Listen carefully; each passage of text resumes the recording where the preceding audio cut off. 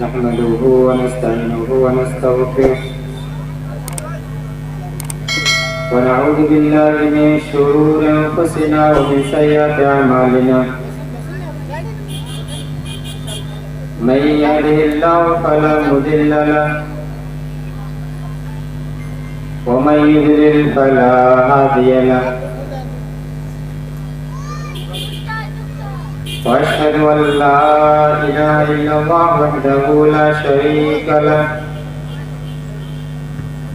وأشهد أن محمدا عبده ورسوله يا أيها الذين آمنوا اتقوا الله حق تقاته ولا تموتن إلا وأنتم مسلمون يا أيها الناس اتقوا ربكم الذي خلقكم من نفس واحدة وخلق منها زوجها وبث منهما رجالا كثيرا ونساء واتقوا الله الذي تساءلون به والأرحام إن الله كان عليكم رقيبا يا أيها الذين آمنوا اتقوا الله وقولوا قولا سديدا يصلح لكم أعمالكم ويغفر لكم ذنوبكم ومن يطع الله ورسوله فقد فاز فوزا عظيما أما بعد فإن خير الحديث كتاب الله وخير الهدي هدي محمد صلى الله عليه وسلم وشر الأمور محدثاتها وكل محدثة بدعة وكل بدعة ضلالة وكل ضلالة في النار فأعوذ بالله السميع العليم من الشيطان الرجيم بسم الله الرحمن الرحيم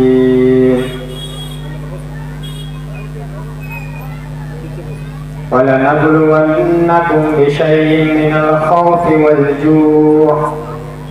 ونقص من الأموال والأنفس والثمرات وبشر الصابرين الذين إذا أصابتهم مصيبة قالوا إنا لله وإنا إليه راجعون وقال النبي صلى الله عليه وسلم ما يصيب المسلم من نسب ولا وسب ولا هم ولا حزن ولا أذى ولا غم حتى الشوكة يشاكها إلا كفر الله بها من خطاياه رواه مسلم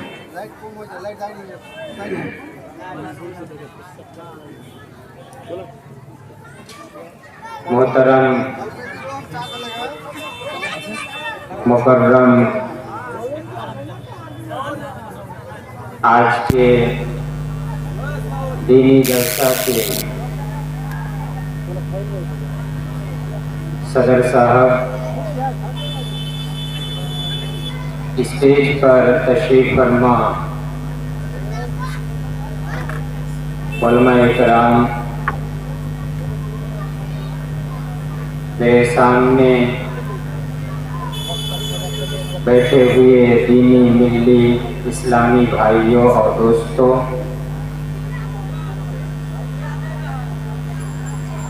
پردہ نشی ماں اور بہنوں،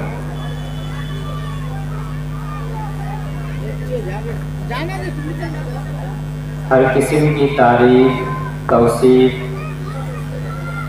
بڑائی، کبریائی، بزرگی، برتری، حمد و ثنا اس اللہ رب العالمین کے لیے لائق و سزاوار ہے جو ہمارا خالق ہے، مالک ہے، رازق ہے، مدبر الامور ہے۔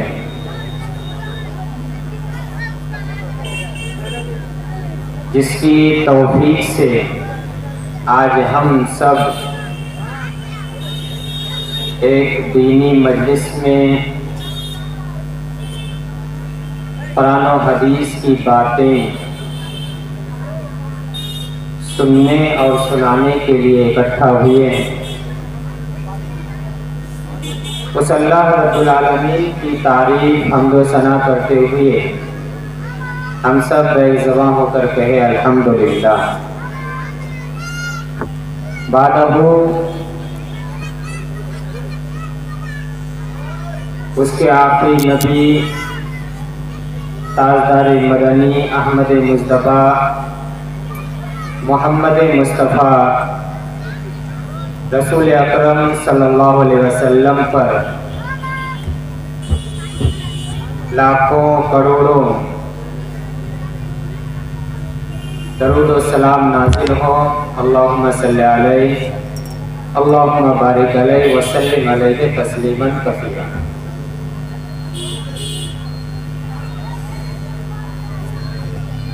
برادران اسلام، خطبۃ الحاجہ کے بعد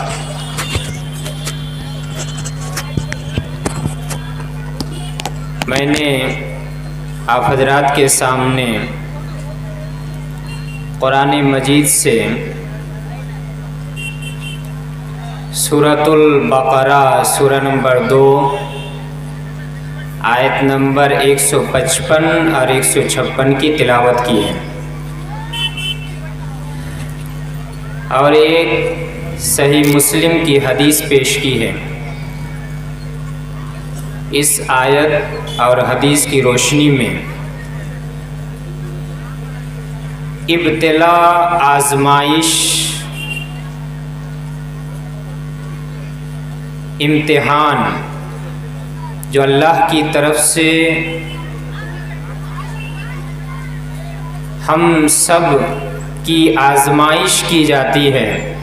ہم سب کا امتحان لیا جاتا ہے، اس کے متعلق کچھ باتیں آپ کے سامنے بیان کرنے کی کوشش کروں گا، وما توفیق الا باللہ۔ برادران اسلام، اللہ تبارک و تعالیٰ نے ہم تمام انسانوں کو پیدا کیا بہترین ڈھانچے میں، بہترین سانچے میں۔ پیدا کرنے کے ساتھ ساتھ بے شمار نعمتوں سے بھی ہمیں نوازا، جن نعمتوں کی گنتی، جن نعمتوں کا شمار ہمارے بس کی بات نہیں۔ وَإِن تَعُدُّوا نِعْمَتَ اللَّهِ فَلَا تُحْصُوهَا، اگر تم اللہ کی نعمتوں کو گننا چاہو، شمار کرنا چاہو، تو یہ تمہارے بس کی بات نہیں، تم گن نہیں سکتے، شمار نہیں کر سکتے۔ نہ جانے کتنی نعمتیں، نہ جانے کتنے وسائل سے اللہ تعالیٰ نے ہمیں نوازا ہے۔ اگر ہم اپنے اندر غور کریں تو ہمیں پتہ چل جائے گا۔ سورہ زاریات کے اندر اللہ تعالیٰ نے فرمایا وَفِي أَنفُسِكُمْ أَفَلَا تُبْصِرُونَ، تمہارے نفسوں کے اندر، تمہارے اجسام اور ابدان، تمہارے بدن اور جسموں کے اندر، شریر کے اندر غور و فکر کرو، کیا تم بصیرت و دانائی سے کام نہیں لیتے ہو؟ یعنی اے انسان، اگر تم اپنے اندر غور کرو تمہیں پتہ چل جائے گا کہ اللہ تعالیٰ کی کتنی نعمتیں اور کتنے وسائل تمہارے لیے ہیں۔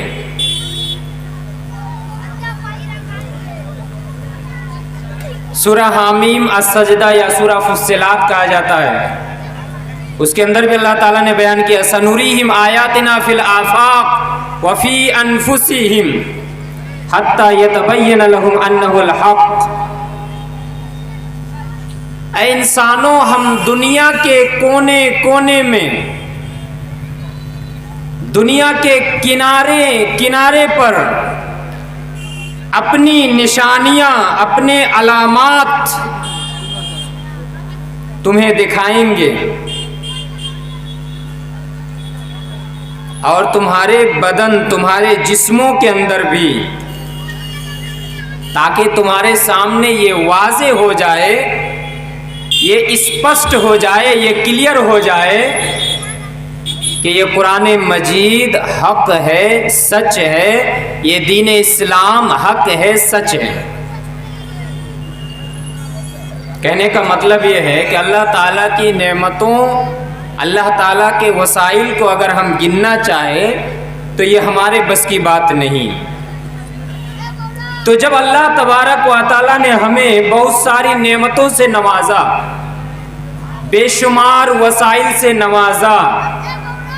تو پھر اللہ تبارک و تعالیٰ کی طرف سے آزمائش بھی ہوگی، اللہ تبارک و تعالیٰ کی طرف سے امتحان بھی لیا جائے گا کہ کون اعمال کے اعتبار سے، نیکی کے کاموں میں حصہ لینے کے اعتبار سے آگے آگے ہے، مقدم ہے، سابقین میں سے ہیں۔ یہ اللہ تبارک و تعالیٰ کی طرف سے آزمائش ہوگی، اللہ تبارک و تعالیٰ کی طرف سے امتحان لیا جائے گا۔ جیسا کہ سورہ عنکبوت سورہ نمبر 29 آیت نمبر 1 سے 3 کے اندر اللہ تعالیٰ نے اس چیز کو کلیئر، واضح انداز میں، اسپشٹ انداز میں بیان کیا ہے۔ کیا ہے؟ سورہ عنکبوت سورہ نمبر 29 آیت نمبر 1 سے لے کر 3 تک، 1، 2 اور 3۔ الف لام میم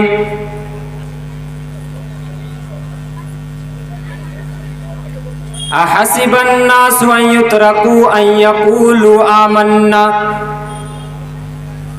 وهم لا يفتنون وَلَقَدْ فَتَنَّا الَّذِينَ مِن قَبْلِهِمْ فَلَيَعْلَمَنَّ اللَّهُ الَّذِينَ صَدَقُوا وَلَيَعْلَمَنَّ الْكَاذِبِينَ۔ واضح انداز میں اللہ تبارک و تعالیٰ کا بیان ہے، احسب الناس ان یترکوا ان یقولوا آمنا، کیا لوگوں نے یہ گمان کر رکھا ہے، کیا لوگوں نے یہ سوچ رکھا ہے، کیا لوگوں نے یہ سمجھ لیا ہے کہ ہم نے اللہ کے اوپر ایمان لے آیا، ہم نے یہ اقرار کر لیا ان یقولوا آمنا، ہمارا ایمان اللہ کے اوپر ہے، ہمارا عقیدہ اللہ کے اوپر ہے، ہم نے لا الہ الا اللہ پڑھ لیا، ہم نے اللہ کے اوپر وشواس قائم کر لیا۔ اب یہ ایمان لانے کے بعد، اللہ کے اوپر اقرار کر لینے کے بعد، کیا لوگوں کا یہ گمان ہے کہ لوگوں کو ایسے ہی چھوڑ دیا جائے گا، لوگوں کا امتحان نہیں لیا جائے گا؟ کیا ان کی آزمائش نہیں ہوگی؟ کیا ان کا امتحان نہیں لیا جائے گا؟ کیا ان کے ایمان کو پرکھا نہیں جائے گا؟ کیا ان کے ایمان کو جانچا نہیں جائے گا؟ لوگوں نے یہ سوچ رکھا ہے، حالانکہ اللہ تبارک و تعالیٰ کا بیان ہے وَلَقَدْ فَتَنَّا الَّذِينَ مِن قَبْلِهِمْ، ہم نے تم سے پہلے لوگوں کو بھی آزمایا، ان لوگوں کی بھی آزمائش ہم نے کی، پہلے لوگوں کا بھی ہم نے امتحان لیا، ہم نے ایک ایک ایماندار کے ایمان کو ہم نے آزمایا۔ تم نے بھی ایمان کا دعویٰ کیا ہے، تم نے بھی یہ دعویٰ کیا ہے اے اللہ ہمارا ایمان اللہ کے اوپر ہے، اے اللہ ہم نے لا الہ الا اللہ کا اقرار کیا ہے۔ اے لوگوں، جب اللہ کے اوپر تم نے ایمان لایا ہے، جب تم نے یہ اقرار کیا ہے تو اللہ کی طرف سے تمہاری آزمائش بھی ہوگی، تمہارا امتحان بھی لیا جائے گا، تاکہ یہ تمہارے درمیان، لوگوں کے درمیان یہ واضح اور کلیئر ہو جائے کہ کون ایمان لانے میں سچا ہے، پکا ہے، اور کون ایمان لانے میں جھوٹا ہے۔ جب اللہ کی طرف سے امتحان لیا جائے گا، جب اللہ کی طرف سے آزمائش کی جائے گی تو لوگوں کا ایمان بھی واضح ہو جائے گا، لوگوں کو یہ پرکھ بھی لیا جائے گا، لوگوں کی آزمائش بھی ہو جائے گی، کون ایمان کے دعوے میں کھرا اترتا ہے اور کون غلطی کرتا ہے، یہ واضح ہو جائے، کلیئر ہو جائے۔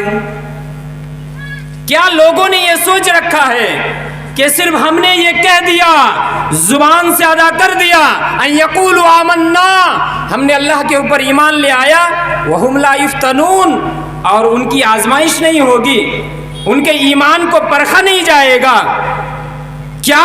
وہ اپنے ایمان کے دعوے میں سچا ہے یا جھوٹا ہے، کیا یہ دیکھا نہیں جائے گا؟ ضرور دیکھا جائے گا۔ اس آیت سے پتہ کیا چلا؟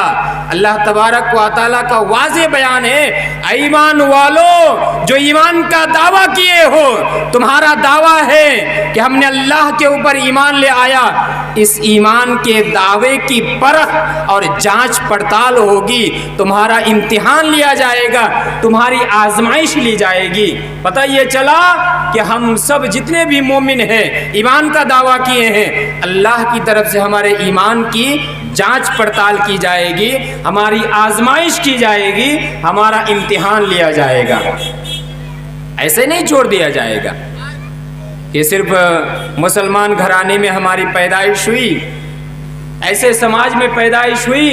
جہاں لوگ اپنے آپ کو مسلمان کہتے ہیں، ہمارا باپ مسلمان ہے، ہمارا دادا مسلمان ہے، ہمارے باپ دادا آبا و اجداد مسلمان ہیں، اس لیے ہم بھی مسلمان ہیں۔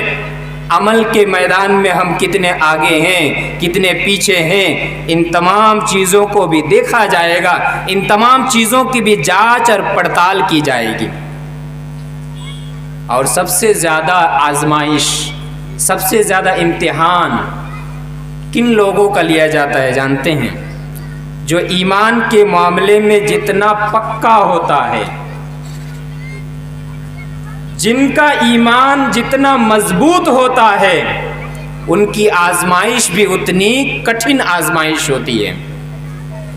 جن کا وشواس اللہ کے اوپر جتنا مضبوط ہوتا ہے، ان کی آزمائش بھی بڑی سخت ہوتی ہے اللہ کی طرف سے۔ اللہ تبارک و تعالی مقرب برگزیدہ بندہ اور اچھے بندوں کی آزمائش زیادہ کرتا ہے، امتحان زیادہ لیتا ہے۔ اس لیے آپ دیکھیں گے انبیاء کرام علیہم الصلاۃ والسلام کی زندگی کو، ان کے حالات کو، ان کی زیادہ آزمائش لی گئی۔ ابراہیم علیہ الصلاۃ والسلام کی زندگی ہمارے سامنے ہے، ایوب علیہ الصلاۃ والسلام کی زندگی ہمارے سامنے ہے، موسیٰ علیہ الصلاۃ والسلام کی زندگی ہمارے سامنے ہے، ہمارے آخری نبی جناب محمد رسول اللہ صلی اللہ علیہ وسلم کی زندگی ہمارے سامنے ہے۔ ان تمام انبیاء کرام کی زندگی کو، حالات کو آپ دیکھیے، ان کی سخت سے سخت امتحان لیا گیا، سخت سے سخت ان کی آزمائش لی گئی، لیکن وہ سب کے سب اللہ کے امتحان میں پاس ہوئے، اللہ کی آزمائش میں کھرے اترے، شکوہ شکایت کے الفاظ اپنی زبان سے نہیں نکالے، اپنی زبان سے برے الفاظ کبھی نہیں نکالے۔ انشاءاللہ بیان کروں گا۔ آئیے ہم سر دشت دیکھتے ہیں کہ جن کا ایمان جتنا مضبوط ہوگا، ان کی آزمائش بھی اتنی سخت ہوگی، ان کی آزمائش بھی اتنی کٹھن ہوگی۔ اور یہ میں اپنی طرف سے نہیں کہہ رہا ہوں، حدیث دیکھیے، مسند احمد، ترمذی، صحیح الجامع الصغیر، علامہ البانی کی کتاب، اس کتاب کے اندر بھی حدیث آئی ہے۔ ریفرنس کے طور پر آپ دیکھ سکتے ہیں ترمذی حدیث نمبر 2398، مصعب بن سعد یہ اپنے پتا جی اپنے والد محترم سعد بن ابی وقاص سے بیان کرتے ہیں. کیا ہے وہ حدیث پہلے دیکھ لیتے ہیں. عن مصعب بن سعد عن ابیہ قال قلت یا رسول اللہ ای الناس اشد بلاء قال الانبیاء ثم الامثل فالامثل فیبتلی الرجل على حسب دینی فإن كان دینه صلبا اشتد بلاؤه وإن كان في دینه رقا ابتلی على حسب دینی فما يبرح البلاء بالعبد حتى يتركه يمشي على الارض ما عليه خطیئہ.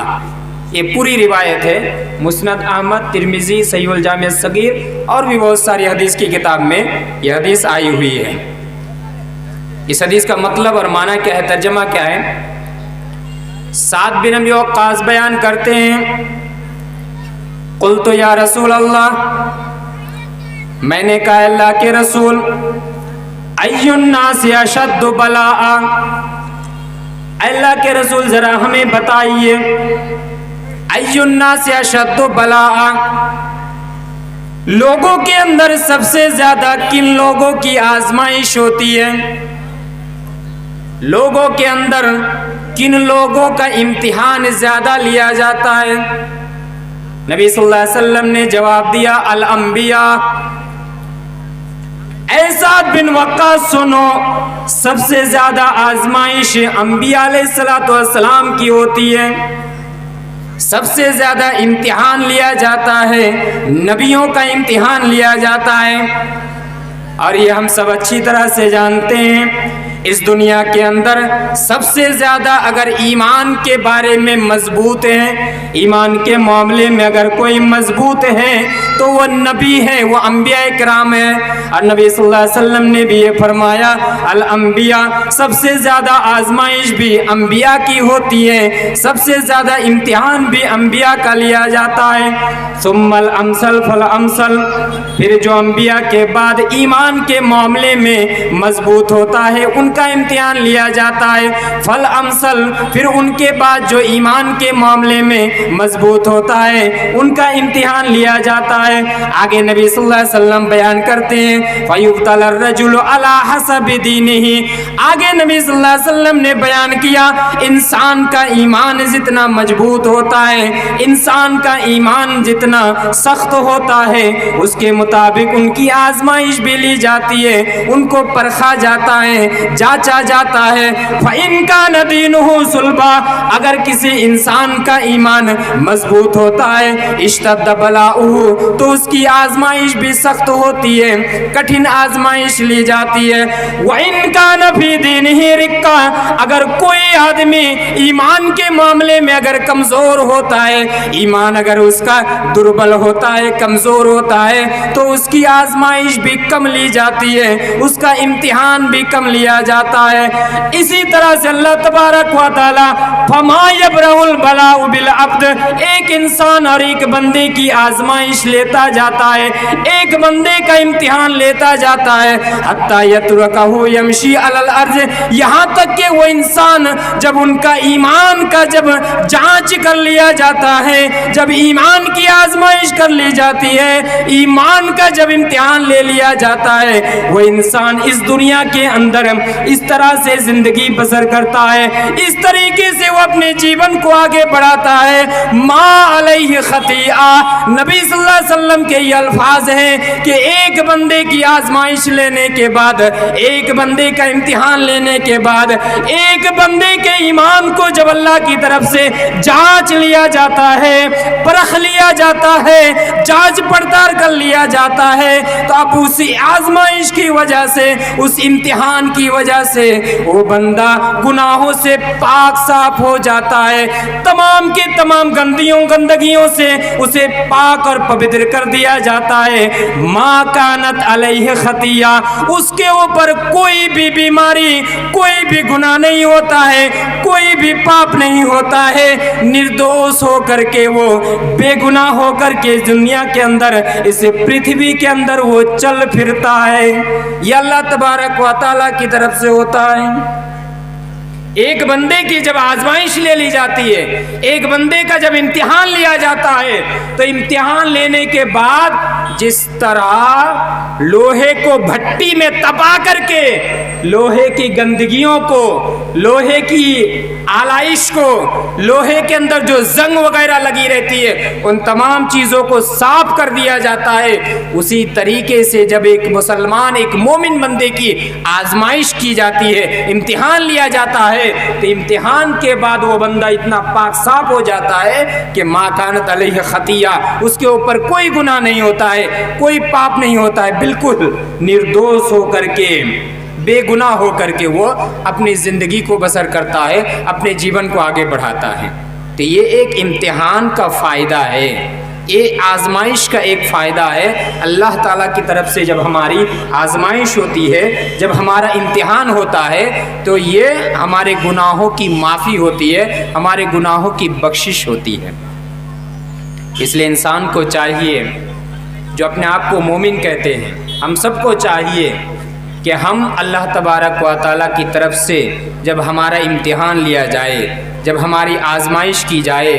تو ہم اس پر کھرے اترے، صبر کا دامن پکڑے رہیں، بے صبر نہ ہو جائیں۔ آگے انشاءاللہ میں بیان کروں گا انبیاء علیہ السلام کے حالات کیسے تھے، ان کی آزمائش اور ان کا امتحان کیسے لیا گیا اللہ کی طرف سے، اور وہ لوگ کس طرح آزمائش میں، امتحان میں کھرے اترے، کبھی بھی شکوہ شکایت کے الفاظ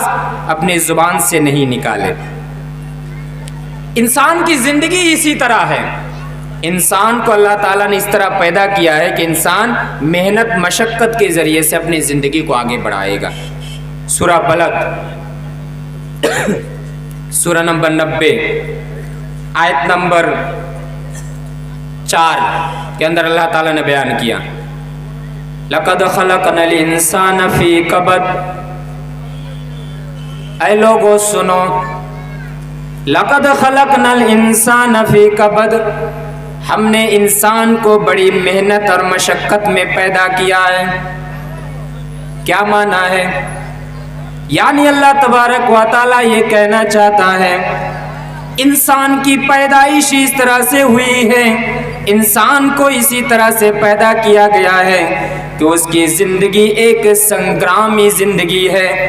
اس کی زندگی کے اندر محنت و مشقت لگی ہوئی ہے، اس کی زندگی محنت و مشقت سے گھری ہوئی ہے۔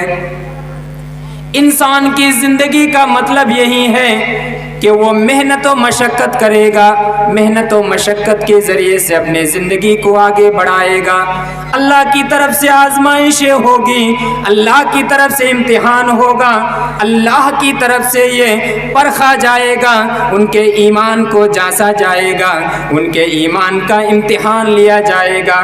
اسی لیے نبی صلی اللہ علیہ وسلم کو بھی مخاطب کر کے اللہ تبارک و تعالیٰ نے بیان کیا، یہ حدیث آپ کو علامہ البانی کی کتاب صحیح الجامع الصغیر کے اندر 73 نمبر حدیث، 73 نمبر حدیث، یہ حدیث آپ کو مل جائے گی۔ نبی صلی اللہ علیہ وسلم کو بھی اللہ تبارک و تعالیٰ نے کہا، یا محمد عش ما شئت فإنک میت، اے محمد صلی اللہ علیہ وسلم آپ زندگی بسر کیجئے، ما شئت جس طرح سے آپ چاہیں، جس طرح سے آپ چاہیں اپنے جیون کو آگے بڑھائے، لیکن ایک بات کا خیال رکھنا، فإنک میت، آپ کو موت کے گھاٹ اترنا ہی اترنا ہے۔ آپ اس چیز کو کبھی اپنے ذہن سے مت نکال دینا کہ ہم اس دنیا کے اندر ہمیشہ ہمیشہ رہنے کے لیے آئے ہیں۔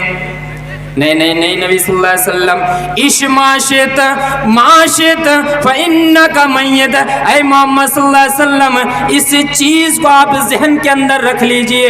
اور اس چیز کو اپنے ذہن و دماغ میں بیٹھا لیجئے کہ آپ کو بھی موت کے گھاٹ اترنا ہے، آپ کو بھی اس دنیا کو چھوڑ کر کے جانا ہے، اور اس دنیا کو چھوڑ کر کے جب جانا ہے، اس چیز کو جب آپ اپنے ذہن کے اندر داخل کر لیں گے، آپ آپ کی زندگی اسلامی زندگی ہوگی، آپ کا جیون اللہ کے راستے پر چلے گا، آپ جو اپنی زندگی کو پریچالنا کریں گے وہ شریعت کے مطابق کریں گے۔ اس لیے اے محمد عش ما شئت فإنک میت وأحبب من شئت فإنک مفارق، اور اے نبی صلی اللہ علیہ وسلم آپ دنیا کے اندر جس سے بھی محبت کرنا چاہے، جس سے بھی دل لگانا چاہے، جس سے بھی لگاؤ لگانا چاہے، آپ دل لگائیے، آپ جس سے بھی محبت کرنا چاہے محبت کر لیجئے، لیکن ایک بات کا خیال رکھنا فإنک مفارق، آپ کو بھی اس آدمی کو چھوڑ کر کے جانا ہے۔ آپ کی بیوی ہے، آپ اپنی بیوی سے محبت کرتے ہیں، لیکن ایک بات کا خیال رکھنا آپ کی بیوی کو بھی چھوڑ کر کے اس دنیا کو الوداع کہہ کر کے آپ کو جانا ہے۔ آپ اپنے بیٹے سے محبت کرتے ہیں، محبت کیجئے، دل لگائیے، لگاؤ لگائیے، لیکن فإنک مفارق، یہ اس ذہن میں اس بات کو اپنے ذہن میں رکھ لیجئے، آپ کو جدا ہونا ہی ہونا ہے، اس دنیا کو چھوڑ کر کے الوداع کہہ کر کے جانا ہی جانا ہے۔ آپ کسی بھائی سے محبت کرتے ہیں، کسی بھائی سے آپ کسی بھائی کے اوپر آپ جان چھڑکتے ہیں، لیکن آپ اس بات کو یاد رکھیے فإنک مفارق، آپ اپنے بھائی کو چھوڑ کر کے آپ کو اللہ کے دربار میں جانا ہی جانا ہے، اس بات کو ہمیشہ یاد رکھیے۔ اے نبی صلی اللہ علیہ وسلم آپ جیسے اپنی زندگی کو بسر کرنا چاہے کیجئے، جس سے محبت کرنا چاہے کیجئے، لیکن ایک بات کا خیال رکھنا فإنک میت، آپ کو موت کے گھاٹ اترنا ہے، مرنا ہے، موت سے کسی کو چھٹکارا نہیں ہے، موت سے کسی کو رخصت نہیں دی گئی ہے، موت سے کسی کو مہلت نہیں دی گئی ہے۔ کوئی انسان ایسا نہیں ہے جو یہ دعویٰ کرے کہ میں اس دنیا کے اندر امر ہو کر کے رہوں گا، مجھے موت ہی نہیں آئے گی۔ اس لیے اللہ کے نبی فإنک میت، آپ کو مرنا ہی مرنا ہے، اور جب ہم سب اپنے ذہن و دماغ میں اس بات کو بیٹھا لیں کہ ہمیں موت کے گھاٹ اترنا ہی اترنا ہے، جو بھی زندگی ہمیں ملے، 30 سال کی ملے، 40 سال کی ملے، 50 سال کی ملے، 60 سال کی ملے، 70 سال کی ملے، 80 سال کی ملے، 90 100 یا 100 کے اوپر آپ کی عمر ہو، لیکن ایک دن ایسا آئے گا فإنک میت، آپ کو مرنا ہی مرنا ہے۔ جس سے بھی آپ محبت کریں، محبت کیجئے، دل لگائیے، اپنے بیٹے سے محبت کیجئے، اپنی بیویوں سے محبت کیجئے، اپنے دوست و احباب سے محبت کیجئے، لیکن آپ کو اس دنیا کو چھوڑ کر جانا ہی جانا ہے۔ تو پتہ یہ چلا کہ یہ زندگی ہماری، ہم سب کی زندگی محنت و مشقت سے بھری ہوئی ہے۔ ہم نے صرف یہ دعویٰ کر لیا کہ ہم نے ایمان لے آیا، ہم نے صرف اپنے زبان سے یہ کلمہ اچارن کر لیا لا الہ الا اللہ، خلاص نہیں، ہماری ڈیوٹی ختم نہیں ہوئی، بلکہ ہماری زندگی ایک سنگرامی زندگی ہے، مومنانہ زندگی، مسلمانہ زندگی گزارنے کی ضرورت ہے۔ ہمارے اوپر جو ڈیوٹی ہے، ہمارے اوپر جو ذمہ داری ہے، ان تمام ذمہ داریوں کا پالن ہمیں کرنا پڑے گا، تب جا کر کے ہم اللہ کے دربار میں خوشی خوشی جا کر کے اللہ تعالیٰ سے ملاقات کر سکتے ہیں۔ آئیے، جب ذمہ داری کی بات آئی ہے، ایک حدیث سناتا ہوں جو مشہور و معروف حدیث ہے، بار بار میں نے یہی معظم پور علاقے میں نے سنایا ہے، آج بھی سنا رہا ہوں، شاید کبھی نہ کبھی آپ کے دل میں یہ بات بیٹھ جائے، کبھی نہ کبھی آپ کے دل میں ڈر بیٹھ جائے، کبھی نہ کبھی جو والدین ہیں، ماتا پتا ہے، ان کے دل کے اندر کپ کپی طاری ہو جائے، وہ سمجھ جائے، شاید کبھی تو سمجھیں گے۔ میرے بھائی اور دوستو، افسوس کے ساتھ کہنا پڑتا ہے، یہ جو ہم جلسہ جلوس کرتے ہیں، اللہ بہتر جانتا ہے، ہم لوگوں کو بھی ڈر لگ رہا ہے، واللہ اللہ کی قسم کھا کر کے کہتا ہوں، ہم لوگوں کو بھی ڈر لگنے لگا ہے کہ ایسے مجلس میں آتے ہیں جو مجلس کے نام پر یہ بے حیا، بے حیائی، یہ بے پردگی، یہ جو اسلام کا دھجیہ اڑایا جا رہا ہے، ہماری مائیں اور ہماری بہنیں یہ جو بے پردہ ہو کر کے میلے میں گھومتی ہے، پھرتی ہے، ان تمام چیزوں کا جواب شاید ہمیں بھی دینا پڑے کہ ہم بھی ایسی مجلس میں آئے ہیں۔ ڈر لگتا ہے، اللہ تعالیٰ معاف کرے، لیکن شاید آپ کے دلوں میں کبھی تو ڈر پیدا ہو، کبھی تو کبھی تاری ہو، کبھی تو والدین کے حساب سے آپ اپنی ذمہ داری کا پالن کریں، کبھی تو ماتا پتا ہونے کا دائتو اور ذمہ داری اور ڈیوٹی کا پالن آپ کریں۔ آپ کی بیٹی، آپ کی بہن بے پردہ ہو کر کے نکلتی ہے، آپ کہاں رہتے ہیں؟ آپ کی بہن بے پردہ ہو کر کے بناؤ سنگار کر کے اپنے بالوں کو بکھرے ہوئے وہ جب نکلتی ہے، آپ بڑے بھائی ہو کر کے آپ کو کبھی توفیق نہیں ہوئی کہ آپ اپنی بہن کو روکیں، آپ کو کبھی توفیق نہیں ہوئی، آپ کی بیٹی بے پردہ ہو کر کے نکلتی ہے، آپ کی کبھی توفیق نہیں ہوتی ہے۔ ابھی بھی میں بیان کر رہا ہوں، تقریر کر رہا ہوں، ابھی بھی بہت ساری میری مائیں اور بہنیں بے پردہ ہو کر کے مجلسوں میں گھوم رہی ہے۔ کیا یہ غیر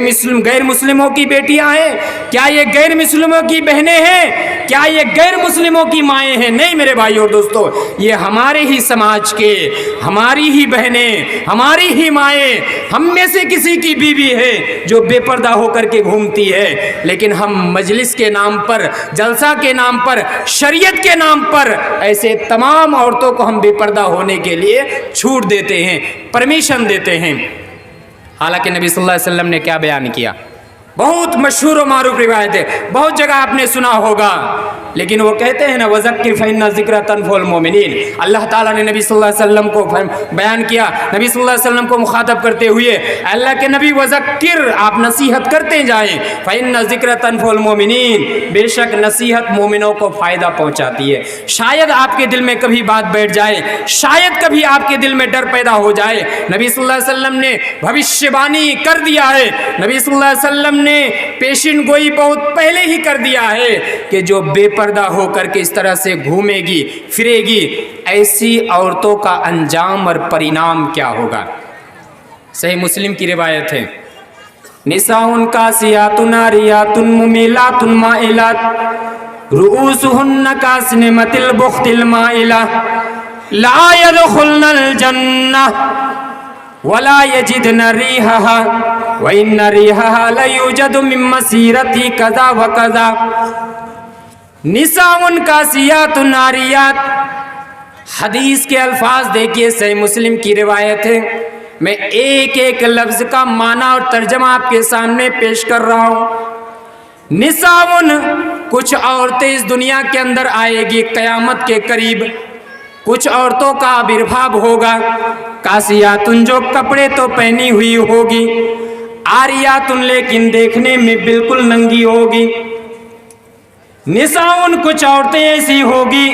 کاسیات کپڑے تو پہنی ہوئی ہوگی، عاریات لیکن دیکھنے میں بالکل ننگی ہوگی۔ کیا یہ منظر، کیا یہ نقشہ، کیا یہ درشیہ ہمارے سامنے آج نہیں ہے؟ ہماری ہی بیٹیاں، ہماری ہی مائیں، ہم میں سے ہی کسی کی بیوی بے پردہ ہو کر کے نکلتی ہے، ایسے ایسے لباس اور پوشاک پہن کر کے نکلتی ہیں، ایسے ایسے ڈریس پہن کر کے نکلتی ہیں، وہ کپڑے تو پہنی ہوئی ہوتی ہے، عاریات دیکھنے میں بالکل ننگی ہوتی ہے۔ ہماری ہی بہنیں ہیں، حد تو تب ہو جاتی ہے کہ ایسی بہنوں کو ہم بڑے بھائی ہو کر کے دکان میں جاتے ہیں اور اپنے ہاتھ سے اپنی بہن کو ایسے بے پردہ کرنے والے پوشاک کو ہم خرید کر کے دیتے ہیں۔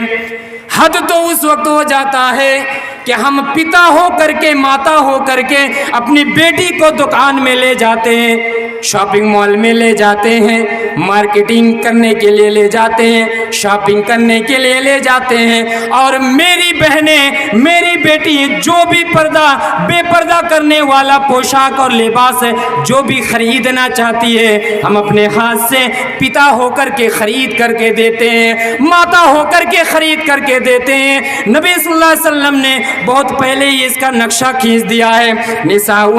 عورتیں ایسی ہوگی قیامت औरत के करीब कासियातुन कपड़े तो पहनी हुई होगी, आरियातुन देखने में बिल्कुल नंगी होगी। मेरे भाई और दोस्तों, बड़े अफसोस के साथ कहना पड़ता है, दिल दहल जाता है, दिल के अंदर कपकपी तारी हो जाती है, हमारे आंखों से आंसू निकलने लगते हैं। लेकिन हम कहाँ पहुंच गए हैं? हम माता होकर के, पिता होकर के, हमारे दिल में कभी कपकपी तारी नहीं होती है, हमारे दिल में कभी ये डर लायक नहीं होता है कि हम अपने बेटी को अपने हाथ से कैसे ये लिबास और ये पोशाक खरीद करके देते हैं, और खरीद करके देने के बाद मेरी बेटी जब वो पोशाक पहन करके निकलती है तो हमारे हाथ क्यों कांप नहीं जाते हैं, हमारे दिल के अंदर कपकपी क्यों नहीं तारी हो जाती है। आज ये हुकूक के नाम पर हो, आज ये राइट्स के नाम पर हो, आज ये अभिनय के नाम पर हो, आज ये एक्टिंग के नाम पर हो, आज किसी चीज के भी नाम पर हो, आज गैर मुस्लिम बॉलीवुड के अंदर काम करने वाले औरतों को नंगी करने के लिए तैयार हैं, और आज हम मुसलमान भी उनके नक्शे कदम पर चलने के लिए तैयार हैं। आज भी हम वही लिबास को पसंद करते हैं जो फिल्म के अंदर कोई एक्ट्रेस पहनती है, आज हम उसी कपड़े को पसंद करते हैं जो एक एक्ट्रेस और एक अभिनेत्री, एक हीरोइन जो सीरियल के अंदर, फिल्म के अंदर पहन करके हमें दिखाती है, और वो बेटी आकर के, वो बहन आकर के मेरे सामने आकर के कहती है, भैया जी मुझे ये लिबास खरीद करके दीजिए, माता जी, बाबूजी, पिताजी मुझे ये लिबास खरीद करके दीजिए। हम भी वो लिबास खरीद करके देते हैं। नबी सल्लल्लाहु अलैहि वसल्लम ने क्या बयान किया? निसाउन कासियातुन आरियातुन, लोगों सुनो, ऐसी औरतों का आविर्भाव होगा, ऐसी औरतें भी आएगी जो कपड़े तो पहनी हुई होगी लेकिन देखने में बिल्कुल नंगी होगी। मुमिलातुन माइलात,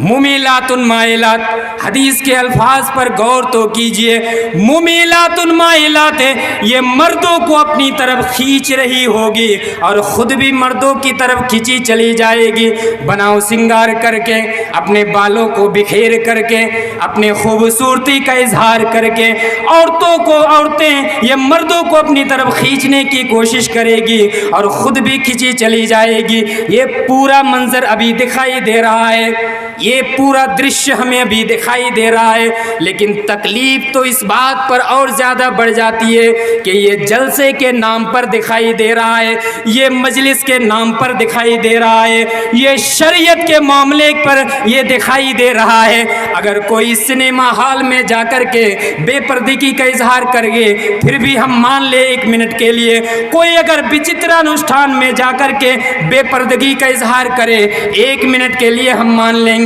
लेकिन मेरे भाई और दोस्तों, जलसे के नाम पर, दीनी सभा के नाम पर हमारी ही बहनें, हमारी ही बेटियां, हमारी ही माएँ, हम में से किसी की बीबी बेपर्दा होकर के निकलती है। मुमिलातुन माइलात, पुरुषों को, मर्दों को अपनी तरफ खींचेगी, खुद भी खींची चली जाएगी। आगे नबी सल्लल्लाहु अलैहि वसल्लम ने क्या बयान किया? रुऊसुहुन्ना कास्निमतिल बुख्तिल माइला, उनका जो हेयर स्टाइल होगा, उनका जो सर होगा, उन औरतों के जो सर होंगे वो बुख्ती ऊंट के कोहान की तरह उठे होंगे। बुख्ती ऊंट, ऊंट को नहीं देखा है? ऊंट का कोहान, ऊंट का जो कूंज हम लोग कहते हैं अपनी जुबान में, कूंज जो होता है, ये कूंज जिस तरह से ऊंट का उठा हुआ होता है, उसी तरह से इन औरतों का सर बुख्ती ऊंट के कोहान की तरह उठा हुआ होगा। नहीं समझे? यानी ये औरतें विभिन्न प्रकार के हेयर स्टाइल करके, विभिन्न प्रकार के बालों का स्टाइल करके, खोप्पा करके, बेनी करके, न जाने किस किस तरह से हेयर स्टाइल करके लोगों के सामने घूमती फिरेगी। ये मैं अपनी तरफ से नहीं कह रहा हूँ, सही मुस्लिम के हदीस के अल्फाज का मैं तर्जमा कर रहा हूँ। रूसुहुन्ना कास्निमतिल बुख्तिल माइला, उन औरतों के जो सर होंगे वो बुख्ती ऊंट के कोहान की तरह उठे हुए होंगे। यानी विभिन्न प्रकार के हेयर स्टाइल करके ये अपनी खूबसूरती का इजहार करती फिरेगी, लोगों को अपनी तरफ खींचने की कोशिश करेगी। इन औरतों का अंजाम क्या होगा? इन बहनों का परिणाम क्या होगा? ان تمام ماؤں اور ان تمام بیٹیوں کا انجام کیا ہوگا؟ لا يدخلن الجنہ، نبی صلی اللہ علیہ وسلم نے بیان کیا یہ تمام کے تمام عورتیں جنت میں داخل نہیں ہوگی۔ جنت میں داخل ہونا تو دور کی بات ہے، ولا یجدن ریحھا، جنت کی خوشبو تک نصیب نہیں ہوگی، جنت کی خوشبو بھی نہیں پائے گی۔ وَإِنَّ رِيحَهَا لَيُوجَدُ مِن مَّسِيرَةِ كَذَا وَكَذَا، حالانکہ جنت کی خوشبو بہت دور دراز علاقے سے پائی جاتی ہے، بہت دور دراز علاقے سے جنت کی خوشبو مل جاتی ہے، لیکن یہ عورتیں جو بے پردگی کا اظہار کر کے، جو اپنی خوبصورتی کا اظہار کر کے، جو بھن پرکار کے ہیئر اسٹائل کر کے مجلسوں میں گھومتی پھرے گی، مردوں کو اپنی طرف کھینچتی پھرے گی، ان عورتوں کا انجام یہ ہوگا کہ یہ جنت کی خوشبو تک نہیں پائے گی۔ اتنی بدنصیبہ ہوگی، اتنی بدنصیبہ ہوگی کہ جنت کی خوشبو تک ان کو نصیب نہیں ہوگی۔ کیا اس طرح کی حدیث کو سننے کے بعد بھی ہمارے دل کے اندر ڈر پیدا نہ ہو؟ اس طرح کی حدیث سننے کے بعد بھی اگر پتا ہو کر کے ہم اپنی ذمہ داری کا پالن کرنے کے لیے تیار نہ ہو، ماتا ہو کر کے اپنی ذمہ داری پالن کرنے کے لیے تیار نہ ہو، بڑے بھائی ہو کر کے اپنی ذمہ داری کا پالن کرنے کے لیے تیار نہ ہو، تو پھر یہ مجلس، یہ جلسہ،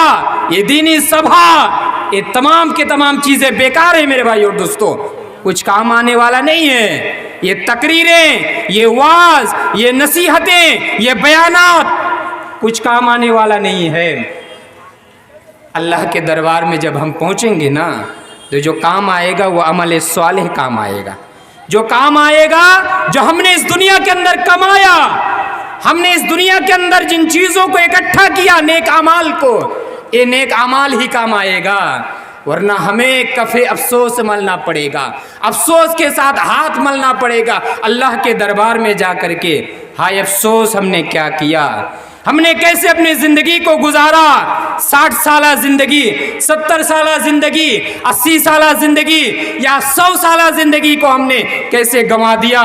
ہم نے کبھی خیال نہیں کیا، ہم نے کبھی دھیان نہیں دیا۔ اس لیے میرے بھائی اور دوستو، یہ ہماری ذمہ داری ہے کہ ہمارے اوپر جو بھی ذمہ داری عائد ہوئی ہے ان ذمہ داریوں کا ہم پالن کریں، اور ہمیشہ یہ اپنے ذہن و دماغ میں یاد رکھیں کہ ہمارے ایمان کو جانچا جائے گا، ہمارے ایمان کو پرکھا جائے گا، ہمارے ایمان کی آزمائش لی جائے گی، ہمارے ایمان کا امتحان لیا جائے گا، ایسے ہی نہیں چھوڑ دیا جائے گا کہ یقولوا آمنا وہم لا یفتنون، کہ ہم نے ایمان لایا بس ہمارا امتحان نہیں لیا جائے گا، ہمیں پوچھا نہیں جائے گا۔ نہیں، ایک کلاس میں اسٹوڈنٹس جب پڑھائی کرتے ہیں، ان تمام چھاتروں اور ان تمام اسٹوڈنٹس کا جیسے امتحان ہوتا ہے، ایگزام لیا جاتا ہے، یہ ہر ایک انسٹیٹیوشن میں، ہر ایک یونیورسٹی کالج میں، ہر ایک اکیڈمی میں، ہر ایک ودیالیہ میں یہ نیم ہے۔ اللہ تبارک و تعالیٰ کا بھی یہ نیم ہے کہ جو مسلمان ہے، جو مومن ہے، مومنوں کے ایمان کو جانچا جائے گا، مومنوں کے ایمان کو پرکھا جائے گا، پڑتال کیا جائے گا کہ کون ایمان میں سچا ہے اور کون ایمان کے دعوے میں جھوٹا ہے، یہ جانچا جائے گا۔ اس لیے میرے بھائی اور دوستو، یہ بھی ہماری ذمہ داری ہے کہ ہماری جو بہنیں، ہماری جو مائیں، ہماری جو بیٹیاں، ہماری جو بیویاں بے پردہ ہو کر کے گھومتی ہے، ان تمام کے اوپر روک لگانے کی ذمہ داری ہم سب کی ہے، ہم سب کی یہ ڈیوٹی ہے۔ آئیے آگے بڑھتے ہیں۔ ہمارا جو امتحان لیا جائے گا، اس میں ہم اس بات کو بھی یاد رکھیں کہ جتنی سخت آزمائش ہماری ہوگی، جتنی کٹھن آزمائش ہماری ہوگی، اتنا ہی بڑا بدلہ ہمیں دیا جائے گا، اتنا ہی بڑا ہمیں انعام دیا جائے گا، پرائز دیا جائے گا۔ یہ ابو داؤد کی حدیث ہے، حدیث نمبر 4456۔ نبی صلی اللہ علیہ وسلم نے کیا بیان کیا دیکھیے، جتنی سخت آزمائش اتنا بڑا پرائز۔ جس طرح آپ دنیا میں دیکھتے ہیں کہ جو جتنی محنت کرتا ہے وہ اتنی بلندی پر فائز ہوتا ہے، جو جتنی محنت کرتا ہے وہ اتنا بلند مرتبہ اور مقام کو پاتا ہے۔ انسان کوئی اگر ایک IAS آفیسر ہونا چاہے تو اسے اس لیول پر محنت کرنی پڑتی ہے. IPS آفیسر اگر بننا چاہے تو اسے اس لیول پر محنت کرنی پڑتی ہے. اگر کوئی ایک مفتی بننا چاہے، اچھا عالم بننا چاہے تو اس لیول کے مطابق اسے محنت کرنی پڑتی ہے. بغیر محنت کے کوئی پھل نہیں ملتا، بغیر محنت کے کوئی رزلٹ نہیں ملتا. اس لیے جتنی سخت آزمائش ہوگی اتنا بڑا انعام ہمیں دیا جائے گا، اتنا ہی بڑا پرائز ہمیں دیا جائے گا اللہ تبارک و تعالیٰ کی طرف سے. اس حدیث سے پتہ چلتا ہے، ابو داؤد حدیث نمبر 4456 نبی صلی اللہ علیہ وسلم نے بیان کیا. پہلے حدیث کو دیکھ لیتے ہیں. ان عظم الجزاء مع عظم البلاء وان اللہ تعالی اذا احب قوما ابتلاهم فان رضی فلہ الرضا وَإِنِ سَخِطَ فَلَهُ السُّخْطُ. نبی صلی اللہ علیہ وسلم کا بیان ہے، ان عظم الجزاء مع عظم البلاء. انسان کی جتنی سختی کے ساتھ آزمائش لی جائے گی، جتنی کٹھن آزمائش ہوگی، جتنا کٹھن امتحان ہوگا، اتنا ہی بڑا اسے انعام سے نوازا جائے گا، اتنا ہی بڑا اسے پرائز دیا جائے گا. جتنی سخت آزمائش، جتنی کٹھن آزمائش، اتنا ہی بڑا پرائز، اتنا ہی بڑا انعام اسے دیا جائے گا. آگے نبی صلی اللہ علیہ وسلم نے بیان کیا، وَإِنَّ اللَّهَ إِذَا أَحَبَّ قَوْمًا ابْتَلَاهُمْ. جب اللہ تبارک و تعالیٰ کسی قوم کی آزمائش لینا چاہتا ہے، کسی قوم کو آزمانا چاہتا ہے، کسی قوم کا امتحان لینا چاہتا ہے، ابتلاہم، تو اس قوم کو آزمائش کے اندر مبتلا کرتا ہے. اگر کسی سماج کے لوگوں کے اوپر مصیبت آتی ہے، مشکلات آتی ہیں، پریشانیاں آتی ہیں، یا کسی انسان کے اوپر اگر کوئی مصیبت آتی ہے تو ہمیں سمجھ لینا چاہیے یہ اللہ تبارک و تعالی ہمارا امتحان لینا چاہتا ہے. اللہ تبارک و تعالی ہمارے ایمان کو جانچنا چاہتا ہے، ہمارے ایمان کا امتحان لینا چاہتا ہے. فَإِنْ رَضِيَ فَلَهُ الرِّضَا. اب اگر اس کی آزمائش لینے کے بعد، اس کا امتحان لینے کے بعد، اس آدمی کے اوپر مصیبت نازل ہونے کے بعد اگر وہ آدمی راضی ہو جاتا ہے، یعنی میرے اوپر کوئی مصیبت نازل ہوئی، اللہ کی طرف سے کوئی آزمائش لی گئی اور میں اگر صبر کا دامن پکڑے رہا، اللہ تبارک و تعالیٰ اس سے راضی ہو جاتا ہے، اللہ تبارک و تعالیٰ اس سے خوش ہو جاتا ہے، آنندیت ہو جاتا ہے. وَإِنِ سَخِطَ فَلَهُ السُّخْطُ. اگر ہماری زندگی میں کوئی بھی مصیبت آتی ہے، کوئی بھی آزمائش آتی ہے، کوئی بھی امتحان لیا جاتا ہے، اور اگر ہم اپنے زبان سے برا بھلا کہنے لگ جاتے ہیں، اگر ہم شریعت کے بارے میں برا بھلا کہنے لگ جاتے ہیں، پریشانی کو اگر ہم برداشت نہیں کر پاتے ہیں، فَلَهُ السُّخْطُ، تو اللہ تبارک و تعالیٰ بھی ناراض ہو جاتا ہے، اللہ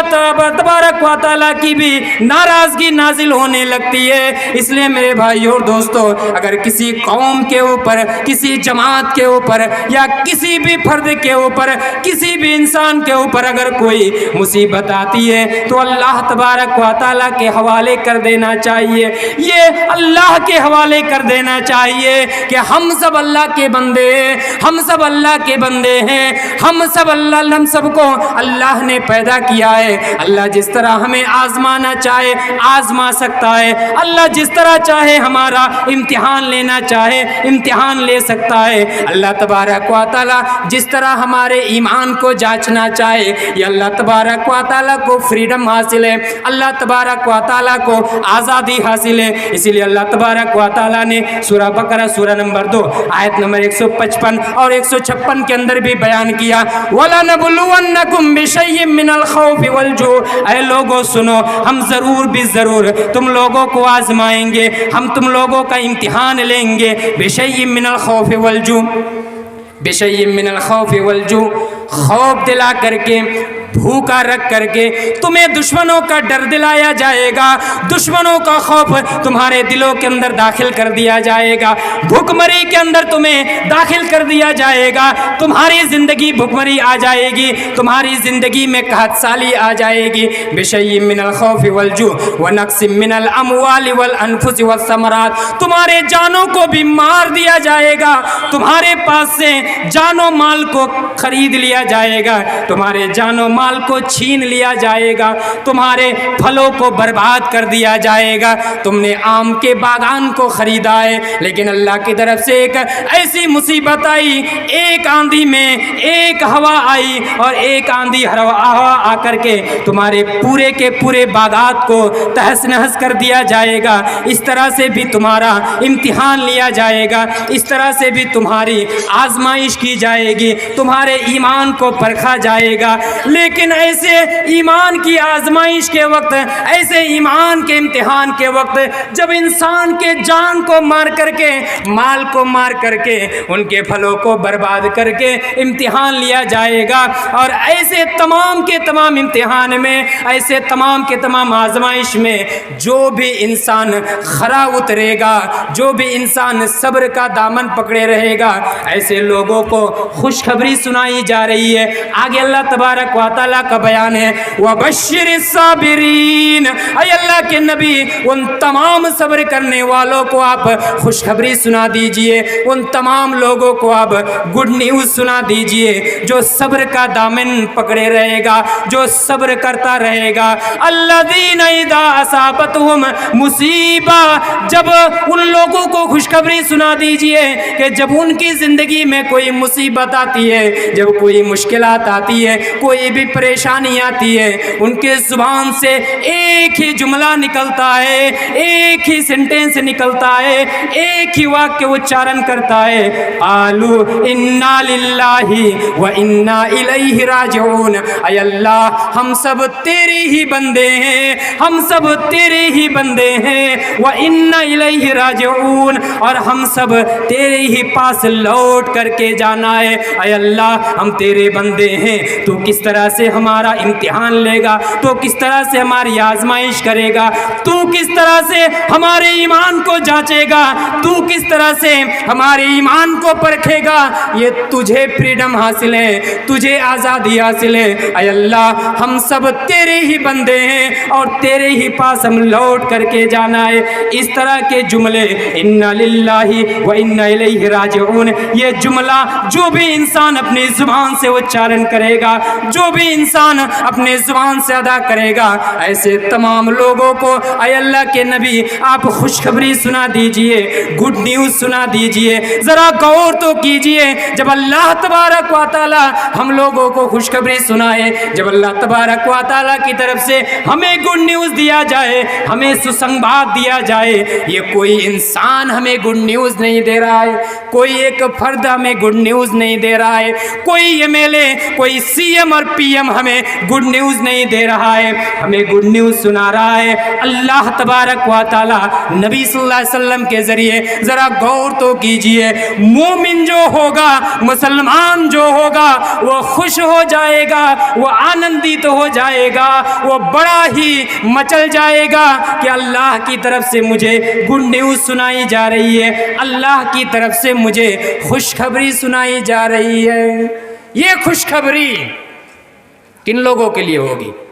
जो मुसीबत के वक्त, परेशानी के वक्त, मुश्किलात के वक्त, आजमाइश के वक्त, इम्तिहान के वक्त खरा उतरेगा, सब्र का दामन पकड़े रहेगा। ऐसे लोगों के लिए गुड न्यूज़ है, ऐसे लोगों के लिए ये खुशखबरी है, ऐसे लोगों के लिए ये सुसंबाद है। इसलिए मेरे भाई और दोस्तों, अयकुलु आमन्ना वहुम ला यफ्तनून, सिर्फ हमने ईमान लाया, हमने कहा कि हमने ईमान लाया और हमें छोड़ दिया जाएगा? नहीं, हमारे ईमान को जांचा जाएगा, हमारे ईमान को परखा जाएगा। दुश्मनों का डर दिला करके, भूखा प्यासा रख करके, हमारे जानों को मार करके, आपके हमारे कोई बेटे बेटियां औलाद हैं, हम कितनी मोहब्बत करते हैं, अचानक मौत हो जाएगी, अचानक हम दौलतमंद से गरीब, फकीरी और कल्लास की हालत में आ जाएंगे। ये भी एक इम्तिहान का एक माध्यम, एक इम्तिहान की एक किस्म है। हमारे फलों को तहस नहस बर्बाद करके अल्लाह तबारक व तआला कभी हमें आजमाएगा, हमारा इम्तिहान लेगा। लेकिन ऐसे तमाम मुसीबतों के वक्त, ऐसे तमाम मुश्किलात के वक्त, परेशानी के हालात में, इम्तिहान के वक्त हमें खरा उतरना है, हमें अपने ईमान का परिचय देना है। तब जाकर के हम अपने आप को मोमिन कहने का हक रखते हैं, तब जाकर के हम पक्का सच्चा मोमिन बन सकते हैं। ऐसे ही नहीं छोड़ दिया जाएगा। और इम्तिहान का फ़ायदा क्या होगा? देखिए, मोमिनों की ज़िंदगी फ़ायदों से भरी हुई है। मोमिनों की ज़िंदगी चारों तरफ से फ़ायदों से ही भरी हुई है। इसलिए कि मोमिन की ज़िंदगी में अगर कोई खुशहाली आती है, खुशखबरी आती है, तो मोमिन क्या करता है? अल्लाह का शुक्रिया अदा करता है। ये भी अच्छी बात है। और मोमिन की ज़िंदगी में जब परेशानी आती है तो वो सब्र करता है, और ये भी एक अच्छी बात है। और जब सब्र करता है, मोमिन की ज़िंदगी में कोई भी परेशानी आए, कोई भी दुख, कोई भी तकलीफ़, हत्ता के मोमिन के पैर में अगर एक कांटा भी चुभ जाए तो उसके ज़रिए से भी मोमिन आदमी के गुनाह को माफ़ कर दिया जाता है। हमारे पैर में, आपके पैर में, जो हम सब मोमिन होने का दावा करते हैं, ईमान लाने का दावा किए हैं, अगर हमारे पैर में एक कांटा भी चुभता है तो उस कांटे के बदले, उस तकलीफ के बदले अल्लाह ताला हमारे गुनाहों की बख्शिश कर देता है। इससे बड़ा इनाम, इससे बड़ा प्राइज़ और क्या होगा? सही मुस्लिम की हदीस है और सही बुखारी हदीस नंबर 5642 और सही मुस्लिम हदीस नंबर 2573। क्या हदीस है? मायूसीबुल मुस्लिमा मिन नसबिन वला वसब वला हम्मिन वला हुज़्न वला गम वला अज़म वला गम हत्ता शौकती शाकुहा इल्ला कफ़रल्लाहु बिहा मिन खताया। मोमिन को कोई भी तकलीफ पहुंचती है, मिन दे करके अल्लाह ताला ने आगे बयान किया, मिन नसबिन वला वसब, कोई भी तकलीफ, कोई भी परेशानी पहुंचती है, कोई भी मुश्किलात मोमिन की ज़िंदगी में आती है, वला हम्मिन वला हुज़्न,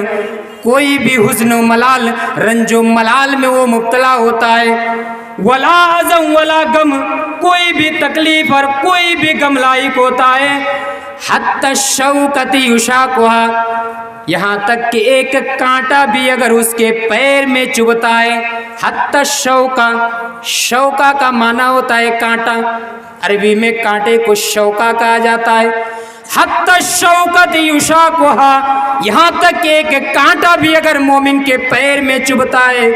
इल्ला कफ़रल्लाहु बिहा मिन खताया, तो उस पैर में कांटे के चुभने की वजह से जो तकलीफ पहुँचती है, जो मुसीबत पहुँचती है, जो तकलीफ होती है, उस तकलीफ के बदले अल्लाह तबारक व तआला मोमिन के गुनाहों की बख्शिश कर देता है, मोमिन के गुनाहों को माफ़ कर देता है। मोमिन की ज़िंदगी है एक अजीब ज़िंदगी है, मोमिन का मामला ही अजब मामला है। जब अल्लाह की तरफ से कोई खुशखबरी सुनाई जाती है, कोई भी अगर खुशहाली आती है, शकरा, वो शुक्रिया अदा करता है। दूसरी हदीस के अंदर अल्लाह के नबी सल्लल्लाहु अलैहि वसल्लम ने बयान किया है कि अगर मोमिन की ज़िंदगी में कोई खुशहाली आती है, वो मोमिन शकरा, शुक्रिया अदा करता है। ये भी उस मोमिन के लिए भलाई का ज़रिया है, ये भी मोमिन के लिए खैर पर मबनी है। और मोमिन के ऊपर अगर कोई मुसीबत लायक होती है, कोई परेशानी लायक होती है, सबरा,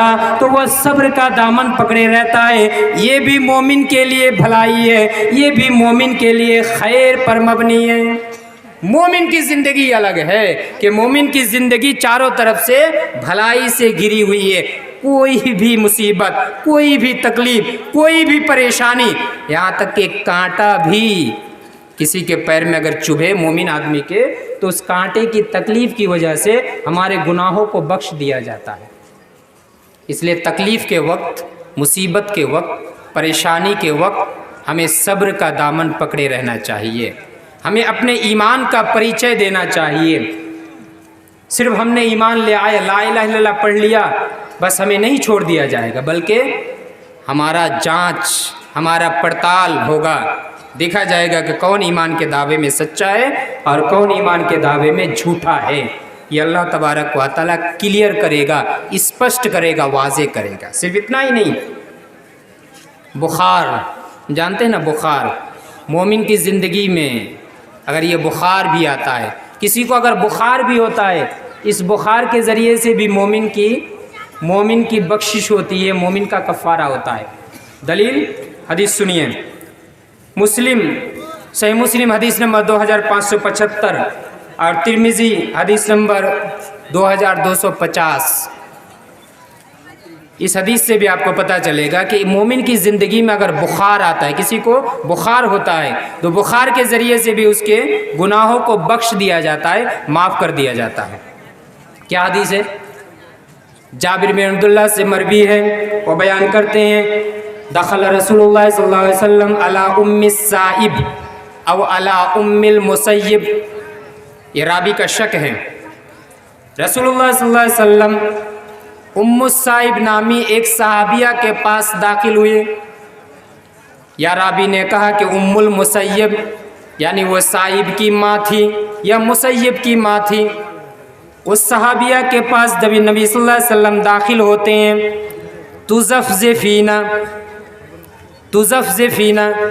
تزفزفینا کا معنی ہوتا ہے تتحرکین و ترتعدین من البرد و من الحمى۔ جب نبی صلی اللہ علیہ وسلم ام السائب نامی یا ام المسیب نامی صحابیہ کے پاس داخل ہوتے ہیں تو بخار کے مارے اور بخار کی وجہ سے بدن کے اندر جو ٹھنڈ لگتی ہے، جاڑا لگتا ہے، ٹھنڈک کی وجہ سے، ٹھنڈی کی وجہ سے، بخار کی وجہ سے وہ کانپ رہی تھی۔ نبی صلی اللہ علیہ وسلم نے پوچھا مالک یا ام السائب او یا ام المسیب، اے ام سائب، اے ام المسیب، مالک تمہیں کیا ہوا ہے، کیا معاملہ ہے، تم کانپ کیوں رہی ہو، تمہارے بدن کے اندر کپ کپی کیوں طاری ہو گئی ہے؟ ام سائب نے کہا قالت الحمى لا بارک اللہ فیہا، ام سائب نے کہا اے اللہ کے نبی مجھے بخار ہوا ہے، بخار نے مجھے گراس کر لیا ہے، بخار کے اندر میں مبتلا ہو گئی ہوں، لا بارک اللہ فیہا، اللہ تعالیٰ اس میں برکت نہ دے۔ یہ جو ام سائب نے کہا مجھے بخار ہوا ہے اور بعد میں جو کہا لا بارک اللہ فیہا، اللہ تعالیٰ اس میں برکت نہ دے، یہ بد دعا کی طرح سے استعمال کیا جاتا تھا۔ عرب کے لوگ اس کو بد دعا کی طرح استعمال کرتے تھے۔ ام سائب نے بھی جب بخار ہونے کی وجہ سے جب تکلیف ہو رہی تھی، بدن کے اندر ٹھنڈک محسوس ہو رہی تھی، بدن کے اندر کپ کپی طاری ہو رہی تھی، تو انہوں نے کہا لا بارک اللہ فیہا، غصہ کا اظہار کرتے ہوئے کہا لا بارک اللہ فیہا، اللہ تعالیٰ اس میں برکت نہ دے۔ یہ بد دعا کی طرح استعمال کیا جاتا تھا۔ جب نبی صلی اللہ علیہ وسلم نے ان کے زبان سے یہ جملے سنے، اللہ کے نبی نے کیا جواب دیا، اس جواب پر ذرا غور کیجئے۔ یا ام السائب لا تسب الحمى، اے ام السائب یا اے ام المسیب، بخار کو گالی مت دو، بخار کو برا بھلا مت کہو، فإنها يذهب خطايا بنی آدم كما يذهب القير خبث الحديد۔ اے ام السائب بخار کو گالی مت دیا کرو، بخار کو برا بھلا مت کہا کرو، بخار کی وجہ سے شکوہ اور شکایت کے الفاظ نہ نکالا کرو، اس لیے کہ یہ جان لو تمہیں بخار ہوا ہے، تمہیں تکلیف ہوئی ہے، لیکن یہ جان لو یہ جو بخار ہے، اس بخار کی وجہ سے لوگوں کے گناہوں کو معاف کر دیا جاتا ہے، لوگوں کے گناہوں کو ختم کر دیا جاتا ہے، لوگوں کے گناہوں کو بخش دیا جاتا ہے۔ اللہ کے نبی نے ایک ایگزامپل دے کر کے، ادھارن دے کر کے سمجھایا، کما تذہب القیر خبث الحدید، جس طرح ایک لوہار بھٹی میں لوہے کو تپاتا ہے، لوہار بھٹی میں لوہے کو تپا کر کے لوہے کی گندگی گندگیوں کو دور کر دیتا ہے، لوہے کو پاک اور صاف کر دیا جاتا ہے۔ اسی طرح سے جب مومن کی زندگی میں کوئی تکلیف آتی ہے، کوئی بھی مصیبت آتی ہے، کوئی بھی پریشانی آتی ہے، یہاں تک کہ ایک کانٹا بھی چبھتا ہے، یہاں تک کہ تمہیں جو بخار ہوا ہے اے ام صاحب، اس بخار کی وجہ سے تمہارے گناہوں کو اللہ تعالیٰ معاف کر دے گا، تمہارے گناہوں کو اللہ تعالیٰ بخش دے گا۔ اس لیے اے ام صاحب لا تسب الحمہ، بخار کو گالی نہ دیا کرو، بخار کو برا بھلا مت کہا کرو۔ پتہ کیا چلا؟ ایک بخار کی وجہ سے جو ہمیں تکلیف ہوتی ہے، اس تکلیف کی وجہ سے ہمارے گناہوں کو معاف کیا جاتا ہے۔ یہ اللہ تبارک و تعالیٰ کی نعمت ہے، اللہ تبارک و تعالیٰ کا کرم ہے، اللہ تبارک و تعالیٰ کی یہ مہربانی ہے ہمارے اوپر کہ ایک اگر ہمیں کوئی بھی تکلیف پہنچے، اس تکلیف کی وجہ سے ہمارے ہی گناہوں کو اللہ تعالیٰ معاف کرتا ہے۔ اس لیے پتہ کیا چلے، ان تمام حدیثوں سے میں کیا بیان کرنا چاہتا ہوں، میرا بیان کرنے کا مقصد یہی ہے کہ ہماری زندگی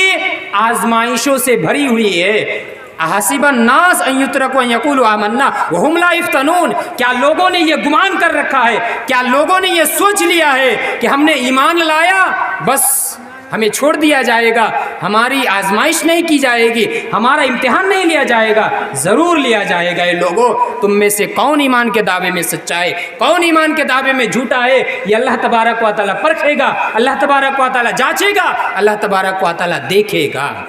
اللہ کو دیکھنے کی کیا ضرورت؟ سوال پیدا ہوگا، اللہ کو دیکھنے کی کیا ضرورت؟ کیا اللہ تعالیٰ نہیں جانتا ہے؟ نعوذ باللہ، اللہ تعالیٰ ہر چیز سے باخبر ہے۔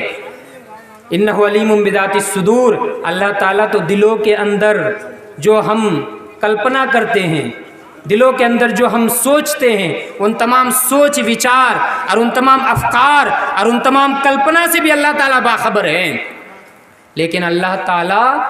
جان لیں گے، اللہ تعالیٰ دیکھ لیں گے، مطلب کیا ہے کہ لوگوں کے سامنے یہ اسپشٹ ہو جائے، لوگوں کے سامنے یہ واضح ہو جائے، لوگوں کے سامنے یہ کلیئر ہو جائے کہ کون ایمان کے دعوے میں سچا ہے اور کون ایمان کے دعوے میں جھوٹا ہے، یہ لوگوں کے سامنے واضح ہو جائے۔ یہ اللہ تبارک و تعالیٰ دیکھنا چاہتا ہے۔ اسی لیے اللہ تبارک و تعالیٰ نے سورہ محمد سورہ نمبر 47 آیت نمبر 31 کے اندر بھی بیان فرمایا، وَلَنَبْلُوَنَّكُمْ حَتَّى نَعْلَمَ الْمُجَاهِدِينَ مِنْكُمْ وَالصَّابِرِينَ، اے لوگوں، ہم تم تمام لوگوں کا امتحان لیں گے، تم تمام لوگوں کی آزمائش کی جائے گی۔ حتی نعلم المجاہدین منکم والصابرین، یہاں تک کہ تم میں سے کون جہاد کرنے والے ہیں، کون اللہ کے راستے میں محنت کرنے والے ہیں، کون شریعت کے دعوت و تبلیغ کے کام میں محنت کرنے والے ہیں، جہاد کے میدان میں اترنے والے ہیں، اور کون صبر کرنے والے ہیں، صبر کا دامن پکڑے رہنے والے ہیں۔ ان تمام لوگوں کا کلیئر واضح ہو جائے،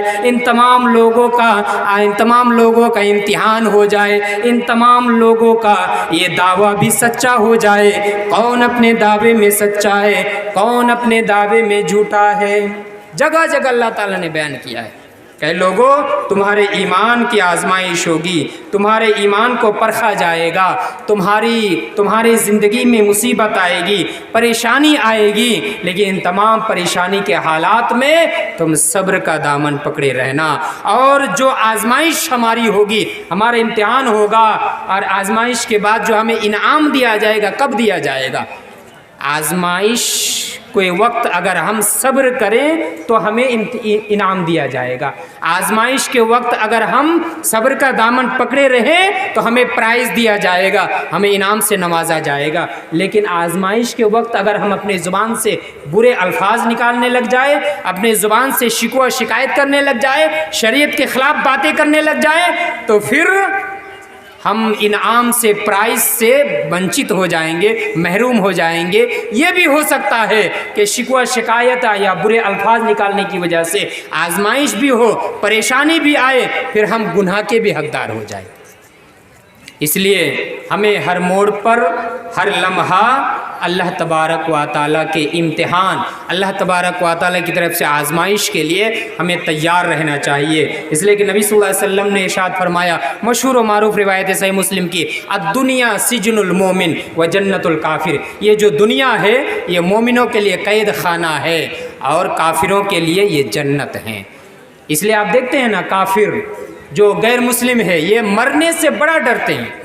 ویسے تو موت سے ہر ایک کو ڈر لگتا ہے، ہم میں سے ہر ایک انسان ڈرتا ہے موت سے، کوئی یہ نہیں چاہتا ہے کہ میں مر جاؤں، وہ آخری کوشش کرتا رہتا ہے، حتی المقدور وہ یہ کوشش کرتا رہتا ہے کہ کہیں جاؤں، کہیں ٹریٹمنٹ کروں، کہیں چکتسا کروں، کہیں علاج کراؤں کہ مجھے کچھ اور وقت مل جائے، کچھ اور حیات مل جائے، ہر کوئی ڈرتا ہے۔ لیکن جو غیر مسلم، جو اللہ کے اوپر ان کا ایمان نہیں ہے، وہ لوگ اور زیادہ ڈرتے ہیں، اس لیے کہ ان کا سب کچھ کیا ہے؟ یہ دنیا ہی ہے۔ دنیا کے اندر وہ جو موج مستی کر لیں گے وہی ان کو ہے، ان کے لیے ہے، مرنے کے بعد آخرت میں ان کو کچھ ملنے والا نہیں ہے،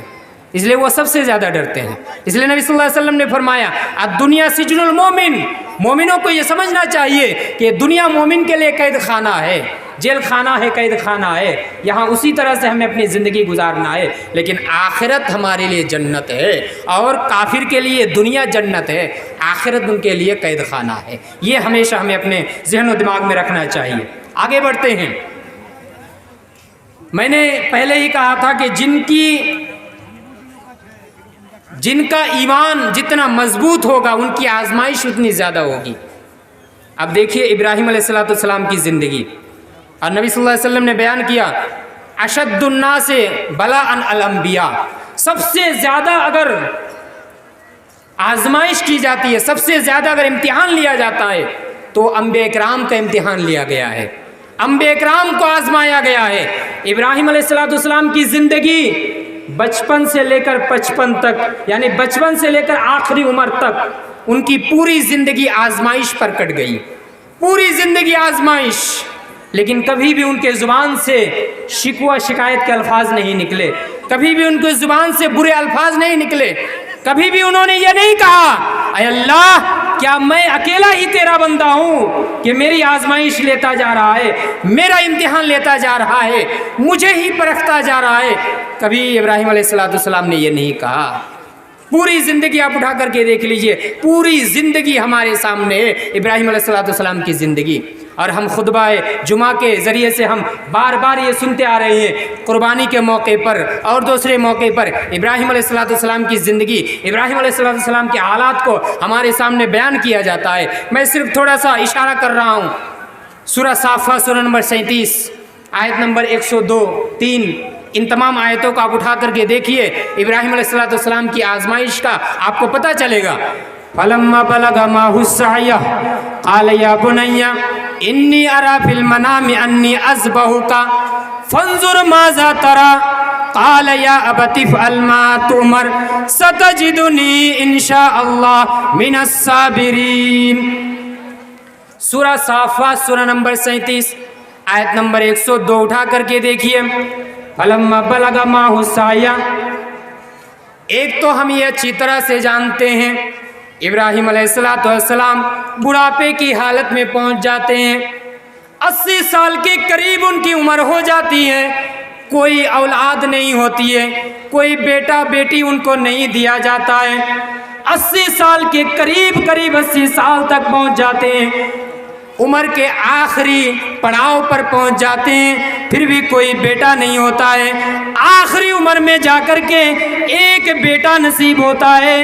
اسماعیل علیہ السلام کی شکل میں بیٹا دیا جاتا ہے، پھر بعد میں اسحاق علیہ السلام کی شکل میں بھی بیٹا دیا جاتا ہے، لیکن معاملہ کیا ہوتا ہے، اتنے عمر کے پڑاؤ میں آخری پڑاؤ میں جا کر کے ایک بیٹے سے نوازا جاتا ہے، اسماعیل کو دیا جاتا ہے، لیکن اس بیٹے کو دینے کے بعد بھی جب اسماعیل علیہ السلام فَلَمَّا بَلَغَ مَعَهُ السَّعْيَ، جب وہ بیٹا اسماعیل علیہ السلام جب اپنے باپ کے ساتھ کچھ کام کرنے کے لائق ہو جاتے ہیں، باپ کے ساتھ ہاتھ بٹانے کے لائق ہو جاتے ہیں، تو ابراہیم علیہ السلام کو خواب میں دکھلایا جاتا ہے، اور وہ خواب اپنے بیٹے کے سامنے بیان کرتے ہیں، یا بنیا انی ارا فی المنام انی اذبحک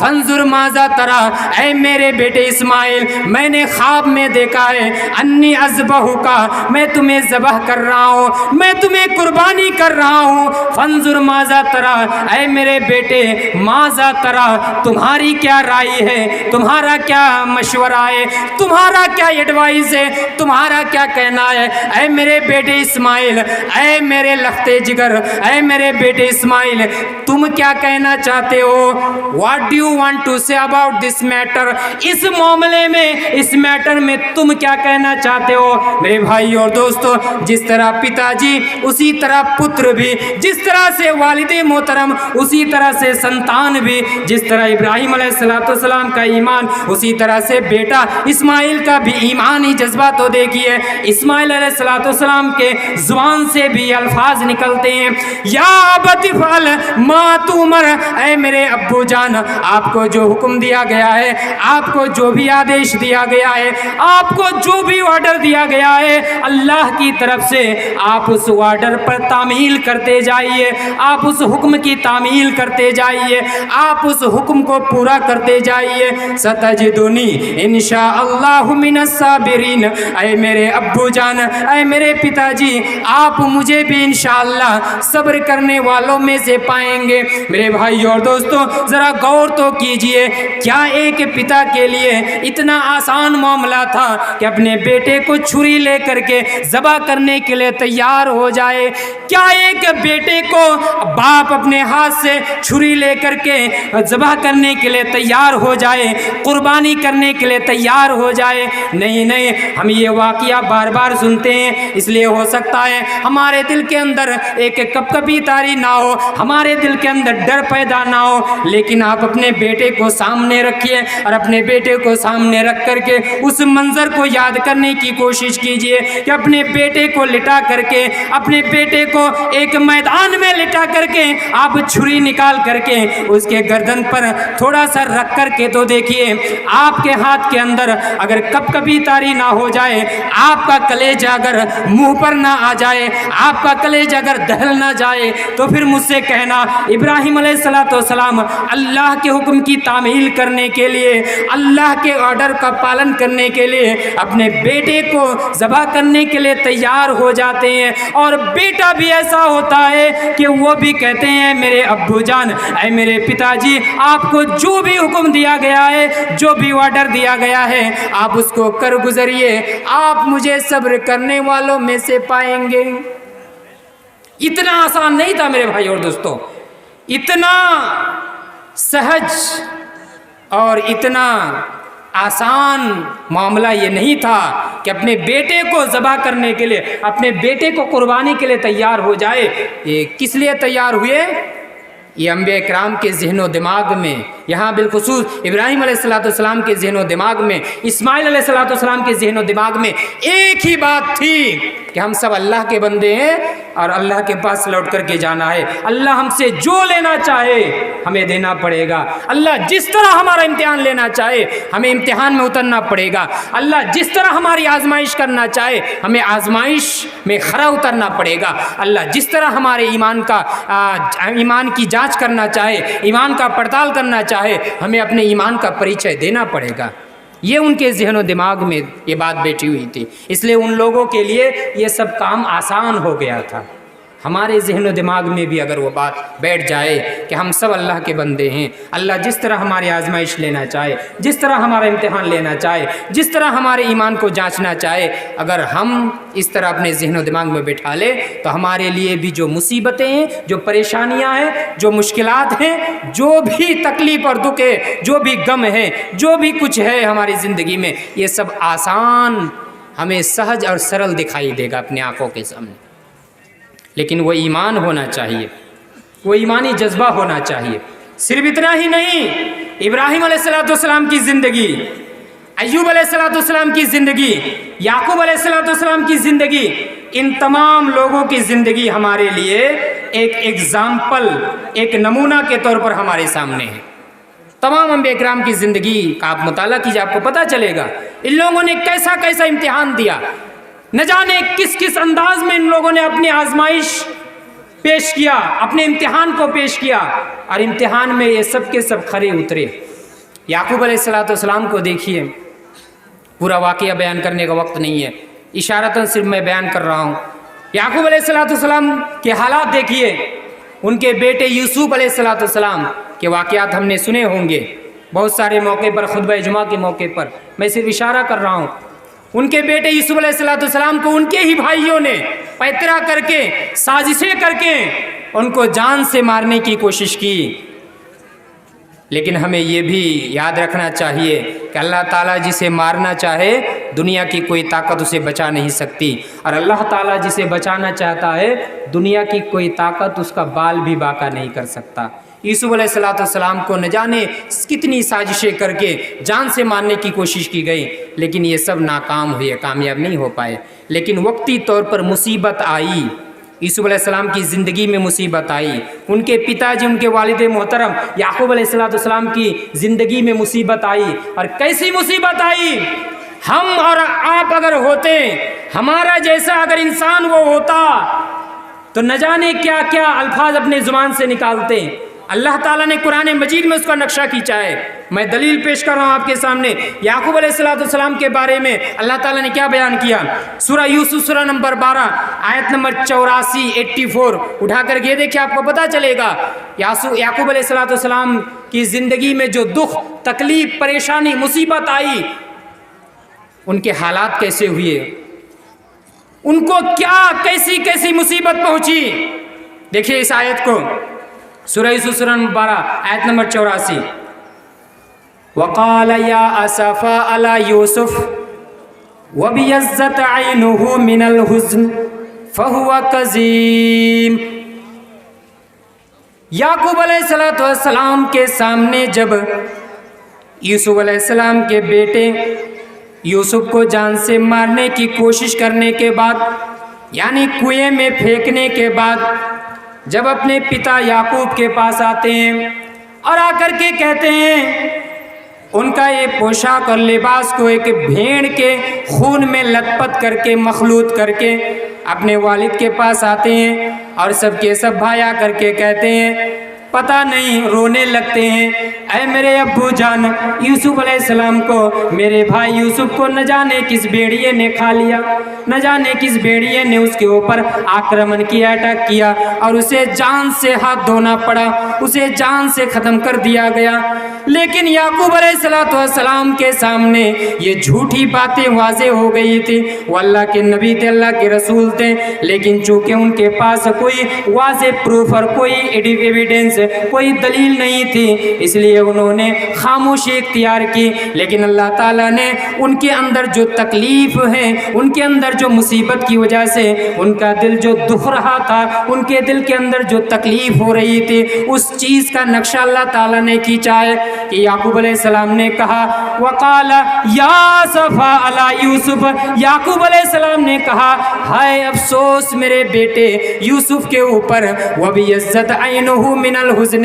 غم کی وجہ سے، تکلیف کی وجہ سے، روتے روتے، غم کی وجہ سے، مصیبت کی وجہ سے، یعقوب علیہ السلام کے یوسف علیہ السلام سے بچھڑنے کی وجہ سے، جدائی کی وجہ سے، اس فراق کو وہ برداشت نہیں کر پاتے ہیں کہ میرے بیٹے یوسف کو جدا کر دیا گیا، میرے بیٹے یوسف کو مجھ سے الگ کر دیا گیا۔ چونکہ یعقوب علیہ السلام کے ذہن و دماغ میں، دل میں یہ وشواس تھا، یقین تھا کہ ایک دن ایسا آئے گا کہ اللہ تبارک و تعالی میرے بیٹے سے میری ملاقات کرائے گا، میری ملاقات میرے بیٹے یوسف سے ہوگی۔ لیکن وقتی طور پر ان کو اتنی تکلیف پہنچی، اتنی دکھ ہوئی کہ ان کے آنکھوں سے آنسو جاری ہونے لگتے ہیں، روتے روتے وبیضت عینہ من الحزن۔ میں قرآن کریم کے الفاظ کا ترجمہ آپ کے سامنے پیش کر رہا ہوں، وبیضت عینہ من الحزن، روتے روتے، غم کی وجہ سے، تکلیف کی وجہ سے، رنج و ملال کی وجہ سے یعقوب علیہ السلام کے آنکھیں سفید ہو جاتی ہے، آنکھیں سفید ہو جاتی ہے، یعنی آنکھوں کی پتلیاں جو ہماری ہوتی ہے، یہ پتلیاں کالی ہوتی ہے۔ لیکن یعقوب علیہ السلام اتنے روتے ہیں، اتنے روتے ہیں اپنے بیٹے کی جدائی میں، اپنے بیٹے کے الگ ہونے کے غم میں، کہ ان کی آنکھوں کی پتلیاں سفیدی میں تبدیل ہو جاتی ہے۔ فہو کظیم، اور وہ اپنے غم اور اپنے رنج و ملال کو چھپا کر کے رکھتے ہیں، لیکن پھر بھی اتنی تکلیف ہو جانے کے کے باوجود, اتنا غم لاحق ہو جانے کے باوجود, اتنی پریشانی کا سامنا ہوتا ہے, لیکن کبھی بھی اپنے زبان سے کوئی برے الفاظ نہیں نکالتے ہیں, کبھی بھی زبان سے شریعت کے خلاف کوئی باتیں نہیں کرتے ہیں, کبھی بھی زبان سے شکوہ و شکایت کے الفاظ نہیں نکالتے ہیں, کبھی بھی یہ شکایت نہیں ہوتی ہے اے اللہ دنیا کے اندر اتنے بندے ہیں,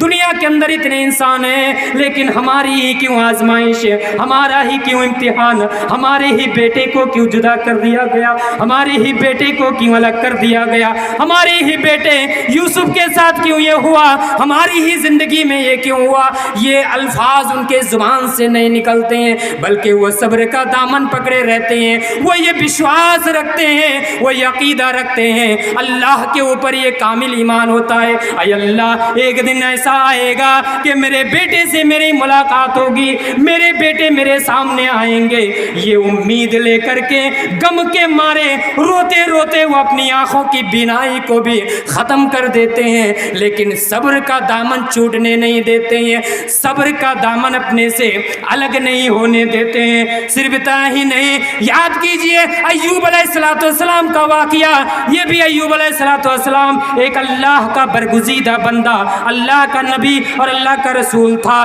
یہ ایوب علیہ السلام کے حالات دیکھیے, آپ کو یہ دلیل کے طور پر مل جائے گی. سورہ انبیاء اٹھا کر کے دیکھیے, 21 نمبر سورہ آیت نمبر 83 کے اندر ایوب علیہ السلام کے حالات کو بھی اللہ تعالیٰ نے بیان کیا ہے. وَأَيُّوبَ إِذْ نَادَى رَبَّهُ أَنِّي مَسَّنِي الضُّرُّ. اے اللہ, اے لوگوں سنو, یا ایوب علیہ السلام کے حالات کو تو ذرا یاد کرو. ایوب علیہ السلام کے زندگی کو ذرا دیکھ لیا کرو. اے مومنوں, اے مسلمانوں, جو غم کے مارے, جو تکلیف کے مارے, جو پریشانی کی وجہ سے پریشان ہو گئے ہو, تکلیف کی وجہ سے, پریشانی کی وجہ سے, مصیبت کی وجہ سے تم پریشان ہو گئے ہو, ذرا ایوب علیہ السلام کے حالات کو بھی اٹھا کر کے دیکھ لو. اِذْ نَادَى رَبَّهُ, جب انہوں نے اپنے رب کو پکارا, اَنِّي مَسَّنِي الضُّرُّ, اے میرے رب مجھے تکلیف پہنچی ہے, مجھے پریشانی پہنچی ہے. وَأَنْتَ أَرْحَمُ الرَّاحِمِينَ, اور اے میرے رب, اے اللہ تو ہی میرے اوپر رحم کرنے والا ہے. آپ ذرا غور کیجئے, حافظ صلاح الدین یوسف کی لکھی ہوئی تفسیر احسن البیان آپ اٹھائیے, اس تفسیر احسن البیان کے اندر حافظ صلاح الدین یوسف بیان کرتے ہیں, آپ کو مل جائے گا کہ ایوب علیہ السلام کی زندگی میں 1 سال کے لیے پریشانی نہیں آئی, 2 سال کے لیے پریشانی نہیں آئی, 3 سال کے لیے پریشانی نہیں آئی, 4 سال کے لیے پریشانی نہیں آئی. ایک لمبی مدت تک, 18 سال کی زندگی تک, 18 سال تک ان کی زندگی میں پریشانی لگی رہی. 18 سال تک اللہ تبارک و تعالیٰ نے ان کا امتحان لیا, کبھی مصیبت ڈال کر کے, کبھی پریشانی ڈال کر کے, کبھی بیماری دے کر کے, کبھی آل اولاد کی جان کو ختم کر کے, کبھی بیوی کو جدا کر کے, نہ جانے کیسی کیسی مصیبتیں ان کی زندگی میں آئی. 1 سال نہیں, 2 سال نہیں, 18 سال کی زندگی, 18 سال تک ان کا امتحان لیا جاتا رہا, ان کی آزمائش لی جاتی رہی. لیکن ایوب علیہ السلام 18 سال کے امتحان میں, 18 سال کی آزمائش میں کبھی بھی اپنے زبان سے برے الفاظ نہیں نکالے, بلکہ اللہ سے دعا کرتے رہے, انت ارحم الراحمین, اے اللہ تو ہی رحم کرنے والا ہے, تو ہی مہربانی کرنے والا ہے, تو ہی پریشانی کو دور کرنے والا ہے, تو ہی مصیبتوں سے نجات دینے والا ہے. یہاں یہ ذرا یہ بھی غور کیجئے, ایوب علیہ السلام 18 سال کی زندگی میں پریشانی میں مبتلا ہوتے ہیں, پریشانی میں زندگی گزار دیتے ہیں, لیکن اللہ کے دربار کو چھوڑ کر کے کسی دربار کا رخ نہیں کرتے ہیں, اللہ کے دربار کو چھوڑ کر کے کسی دربار کی طرف جا کر کے ماتھا بھی نہیں ٹیکتے ہیں, یا اپنے زبان سے شکوہ شکایت کے الفاظ بھی نہیں نکالتے ہیں. پورے 18 سال کو وہ اللہ کے لیے نچھاور کر دیتے ہیں, اللہ کے لیے آزمائش میں وہ پار کر دیتے ہیں, لیکن اللہ تعالیٰ سے دعا کرتے رہتے ہیں, برے الفاظ نہیں نکالتے ہیں. یہ ہے انبیاء کرام کے حالات, یہ ہے انبیاء کرام کی زندگی. میرے بھائی اور دوستو, یہ انبیاء کرام کی آزمائش کا معاملہ ہے, یہ انبیاء کرام کے امتحان کا معاملہ ہے. انہوں نے پوری زندگی آزمائش میں گزار دی. ہماری زندگی میں اگر 1 مہینے کے لیے کوئی پریشانی آ جائے، 1 مہینے کے لیے، تو ہم نہ جانے کیا کیا کہنے لگ جائیں گے، ہم نہ جانے کیسے کیسے الفاظ اپنے زبان سے نکالنے لگ جائیں گے. لیکن 1 سال نہیں، 2 سال نہیں، 3 سال نہیں، لمبی مدت تک 18 سال تک ان کی زندگی میں پریشانیاں لگی رہی، مصیبت پر مصیبت، بیماری پر بیماری، 18 سال تک ان کی آزمائش لی جاتی رہی، ان کا امتحان لیا جاتا رہا، لیکن کبھی بھی وہ اپنے زبان سے برے الفاظ نہیں نکالے. اور اسی وجہ سے ان کو خوشخبری سنائی گئی اور ان سے اللہ تعالیٰ راضی ہوا. آپ اٹھائیے سورہ صاد، سورہ نمبر 38 آیت نمبر 44. اِنَّا وَجَدْنَاهُ صَابِرًا نِعْمَ الْعَبْدُ إِنَّهُ أَوَّابٌ. ایوب علیہ السلام کے بارے میں اللہ تعالیٰ نے کہا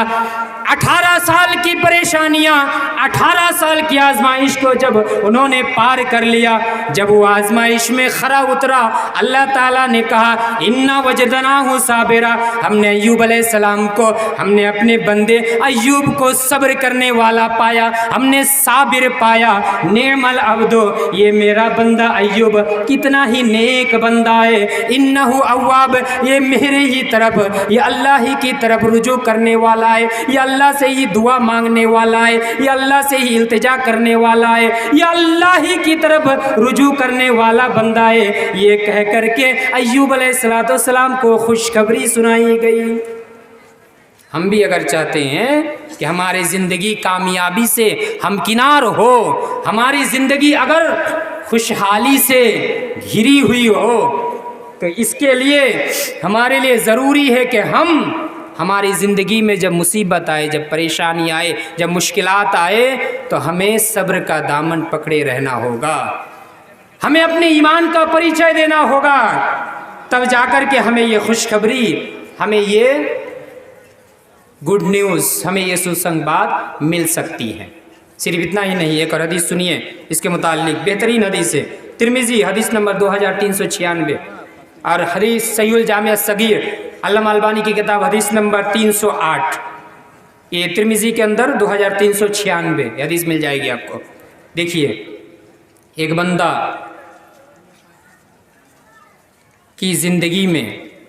جب مصیبت آتی ہے، پریشانی آتی ہے، تو اللہ تبارک و تعالیٰ اس لیے پریشانی ڈالتا ہے، اس لیے مصیبت نازل کرتا ہے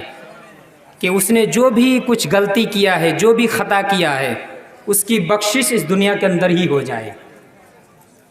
اور اگر کسی کی زندگی میں مصیبت نہیں آتی ہے اور وہ گناہ پر گناہ کرتا جا رہا ہے، مصیبت نہیں آ رہی ہے، تو اسے یہ نہیں سوچنا چاہیے کہ اللہ تعالیٰ مجھ سے خوش ہے، بلکہ اللہ تعالیٰ نے اسے ڈھیل دے رکھا ہے، مہلت دے رکھی ہے، رخصت دے رکھا ہے، اور اس کے لیے پورا کا پورا عذاب قیامت کے میدان میں، حشر کے میدان میں، آخرت میں مرنے کے بعد اسے پورا کا پورا عذاب دیا جائے گا.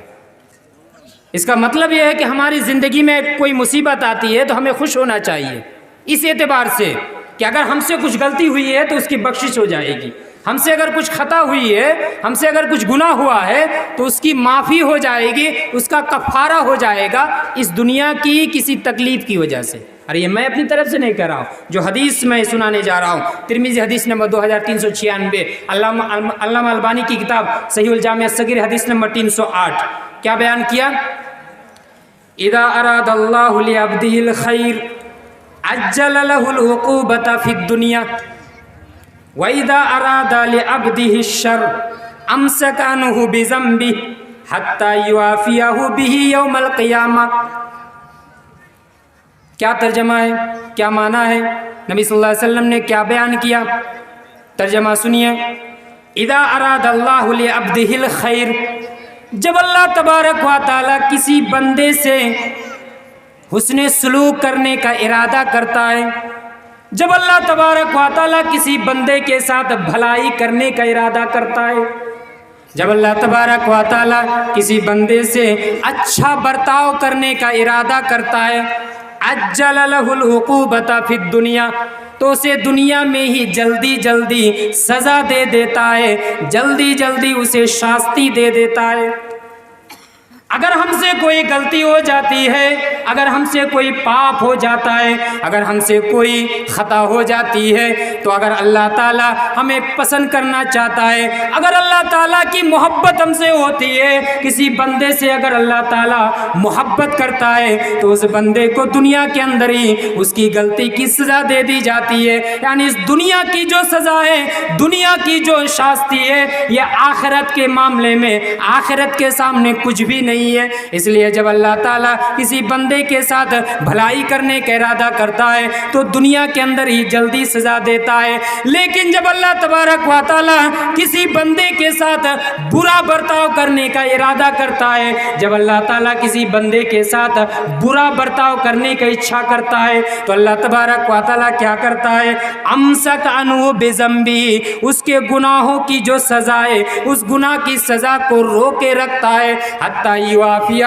بھی یوم القیامہ، یہاں تک کہ جب اس کی موت ہو جاتی ہے، جب وہ اللہ کے دربار میں پہنچ جاتا ہے تو اسے پورا پورا بدلہ دیا جاتا ہے، پوری پوری سزا دی جاتی ہے۔ اب انسان کے لیے یہ ہے، انسان کے ہاتھ میں یہ آپشن ہے کہ یہ کس چیز کو پسند کرے گا۔ ایک بندہ کس کو پسند کرے گا کہ مجھ سے اگر کوئی غلطی ہوئی ہے تو کچھ تکلیف کی وجہ سے اللہ تعالیٰ اس غلطی کا سزا، اس غلطی کی سزا، اس غلطی کا بدلہ اس دنیا کے اندر دے دے، یا کوئی بندہ یہ پسند کرے گا کہ میرے لیے اس سزا کو رکھ دیا جائے اور قیامت کے دن مجھے وہ سزا پوری پوری سزا دی جائے، پورا پورا بدلہ دیا جائے۔ جو مومن بندہ ہوگا، جس کے دل میں ایمان ہوگا، جس کے دل میں کامل ایمان ہوگا، جو اللہ کے اوپر بھی وشواس رکھے گا، جس کا ایمان اللہ کے اوپر کامل ہوگا، وہ بندہ اسی چیز کو پسند کرے گا کہ دنیا کے اندر اگر مجھ سے کوئی غلطی ہو جاتی ہے، دنیا کے اندر اگر مجھ سے کوئی خطا ہو جاتی ہے،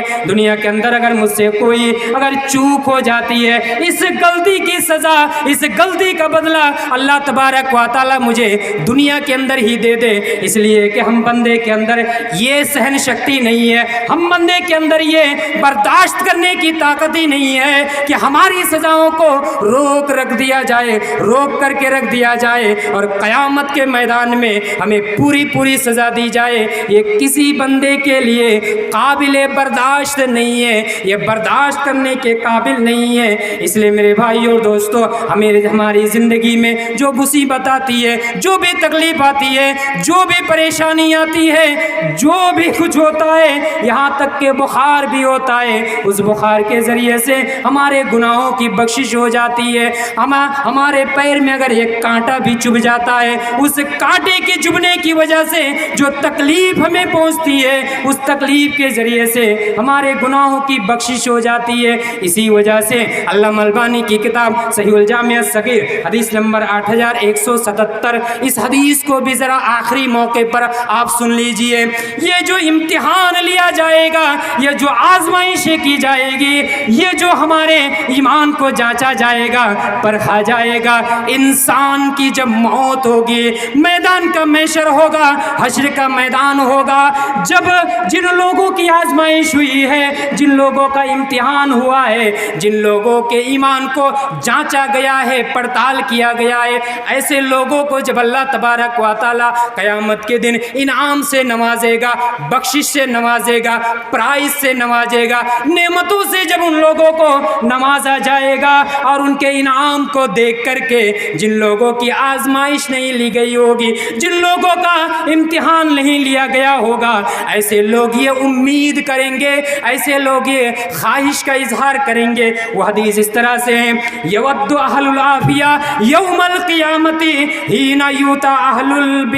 البلاء الثواب لو ان جلودہم کانت قرزت فی الدنیا بالمقاریض۔ جن لوگوں کا امتحان لیا گیا اور ان کو انعام دیا جا رہا ہے، ان کو انعام سے نوازا جا رہا ہے، اتنا بڑا بڑا انعام ہوگا، اتنی بڑی بڑی بخششیں ہوگی کہ ان تمام کے تمام انعام کو دیکھ کر کے، پرائز کو دیکھ کر کے جن لوگوں کا امتحان نہیں لیا گیا ہوگا، یہ لوگ امید کریں گے کہ کاش کہ ہمارے بدن کے خالوں کو قینچیوں سے کتر دیا جائے، بدن کے خالوں کو قینچیوں سے کاٹ دیا جائے، اور کاٹ کاٹ کر کے ہمیں تکلیف پر تکلیف دیا جائے، ہمیں مصیبت کا سامنا کرنا پڑے، اور ہمیں بھی یہ انعام مل جائے، ہمیں بھی یہ پرائز مل جائے، ہمیں بھی یہ ये बख्शिश मिल जाए।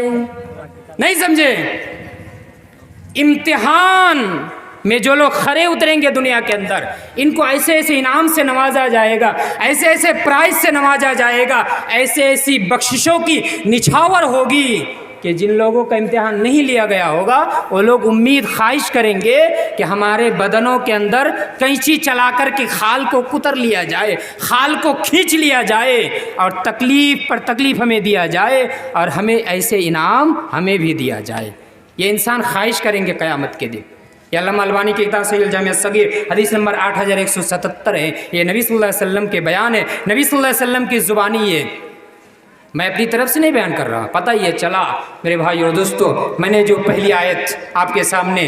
तिलावत की थी, हसीबन नास अन युतरकू अन यक़ूलू आमन्ना वहुम ला युफ्तनून, क्या लोगों ने ये गुमान कर रखा है, सोच रखा है कि उन लोगों ने सिर्फ कहा कि हमने ईमान लाया और उन्हें ऐसे ही छोड़ दिया जाएगा। वहुम ला युफ्तनून, और उन लोगों को आजमाया नहीं जाएगा, उनके ईमान को परखा नहीं जाएगा, उनके ईमान की आजमाइश नहीं होगी, उनके ईमान का इम्तिहान नहीं लिया जाएगा। ज़रूर लिया जाएगा। इसलिए मेरे भाई और दोस्तों, ज़रूरत इस बात की है कि जब हम अपने आप को मोमिन कहते हैं, जब हम ईमान का दावा करते हैं, तो इस दावे पर हमें खरा उतरना भी चाहिए। इस ईमान के दावे को हमें सच्चा साबित करने की कोशिश भी करनी चाहिए। अल्लाह के सामने हमें अपने ईमान का परिचय भी देना चाहिए। हमारी ज़िंदगी में, हमारे जीवन में कोई भी मुसीबत आए, कोई भी परेशानी आए, कोई भी तकलीफ़ आए, कोई भी प्रॉब्लम को हम फेस करें, हमें याद रखना चाहिए कि ये सब अल्लाह की तरफ से हो रहा है और इन तमाम मसाइब के ज़रिए, इन तमाम मुश्किलात के ज़रिए, इन तमाम परेशानियों के ज़रिए हमारे गुनाहों की बख्शिश हो रही है, हमारे गुनाहों का कफ़ारा हो रहा है। आखिर में अल्लाह तबारक व तआला से दुआ है, या रब्बल आलमीन, तो हम तमाम मुसलमानों को कुरान और हदीस के मुताबिक अपने ईमान का परिचय देने की तौफीक अता फरमा। या रब्बल आलमीन, हम तमाम मुसलमानों को कुरान और हदीस के मुताबिक अपनी ज़िंदगी गुजारने की तौफीक अता फरमा। या रब्बल आलमीन, हम में से हमारी जिसकी जो ज़िम्मेदारी है, हम सब अपनी ज़िम्मेदारी को पालन कर सके, इसकी तौफीक अता फरमा। या रब्बल आलमीन, हम में से जो बीमार हैं उनको शिफाए कामिला आजिला अता फरमा, आमीन। या रब्बल आलमीन, हम में से जो मकरूज़ हैं, उधार लिए हुए, उनको उधार अदा करने की तौफीक अता फरमा, आमीन। तक़ब्बल या रब्बल आलमीन, व आखिर दावाना अनिल हम्दुलिल्लाहि रब्बिल आलमीन। अस्सलामु अलैकुम व रहमतुल्लाहि व बरकातुहू।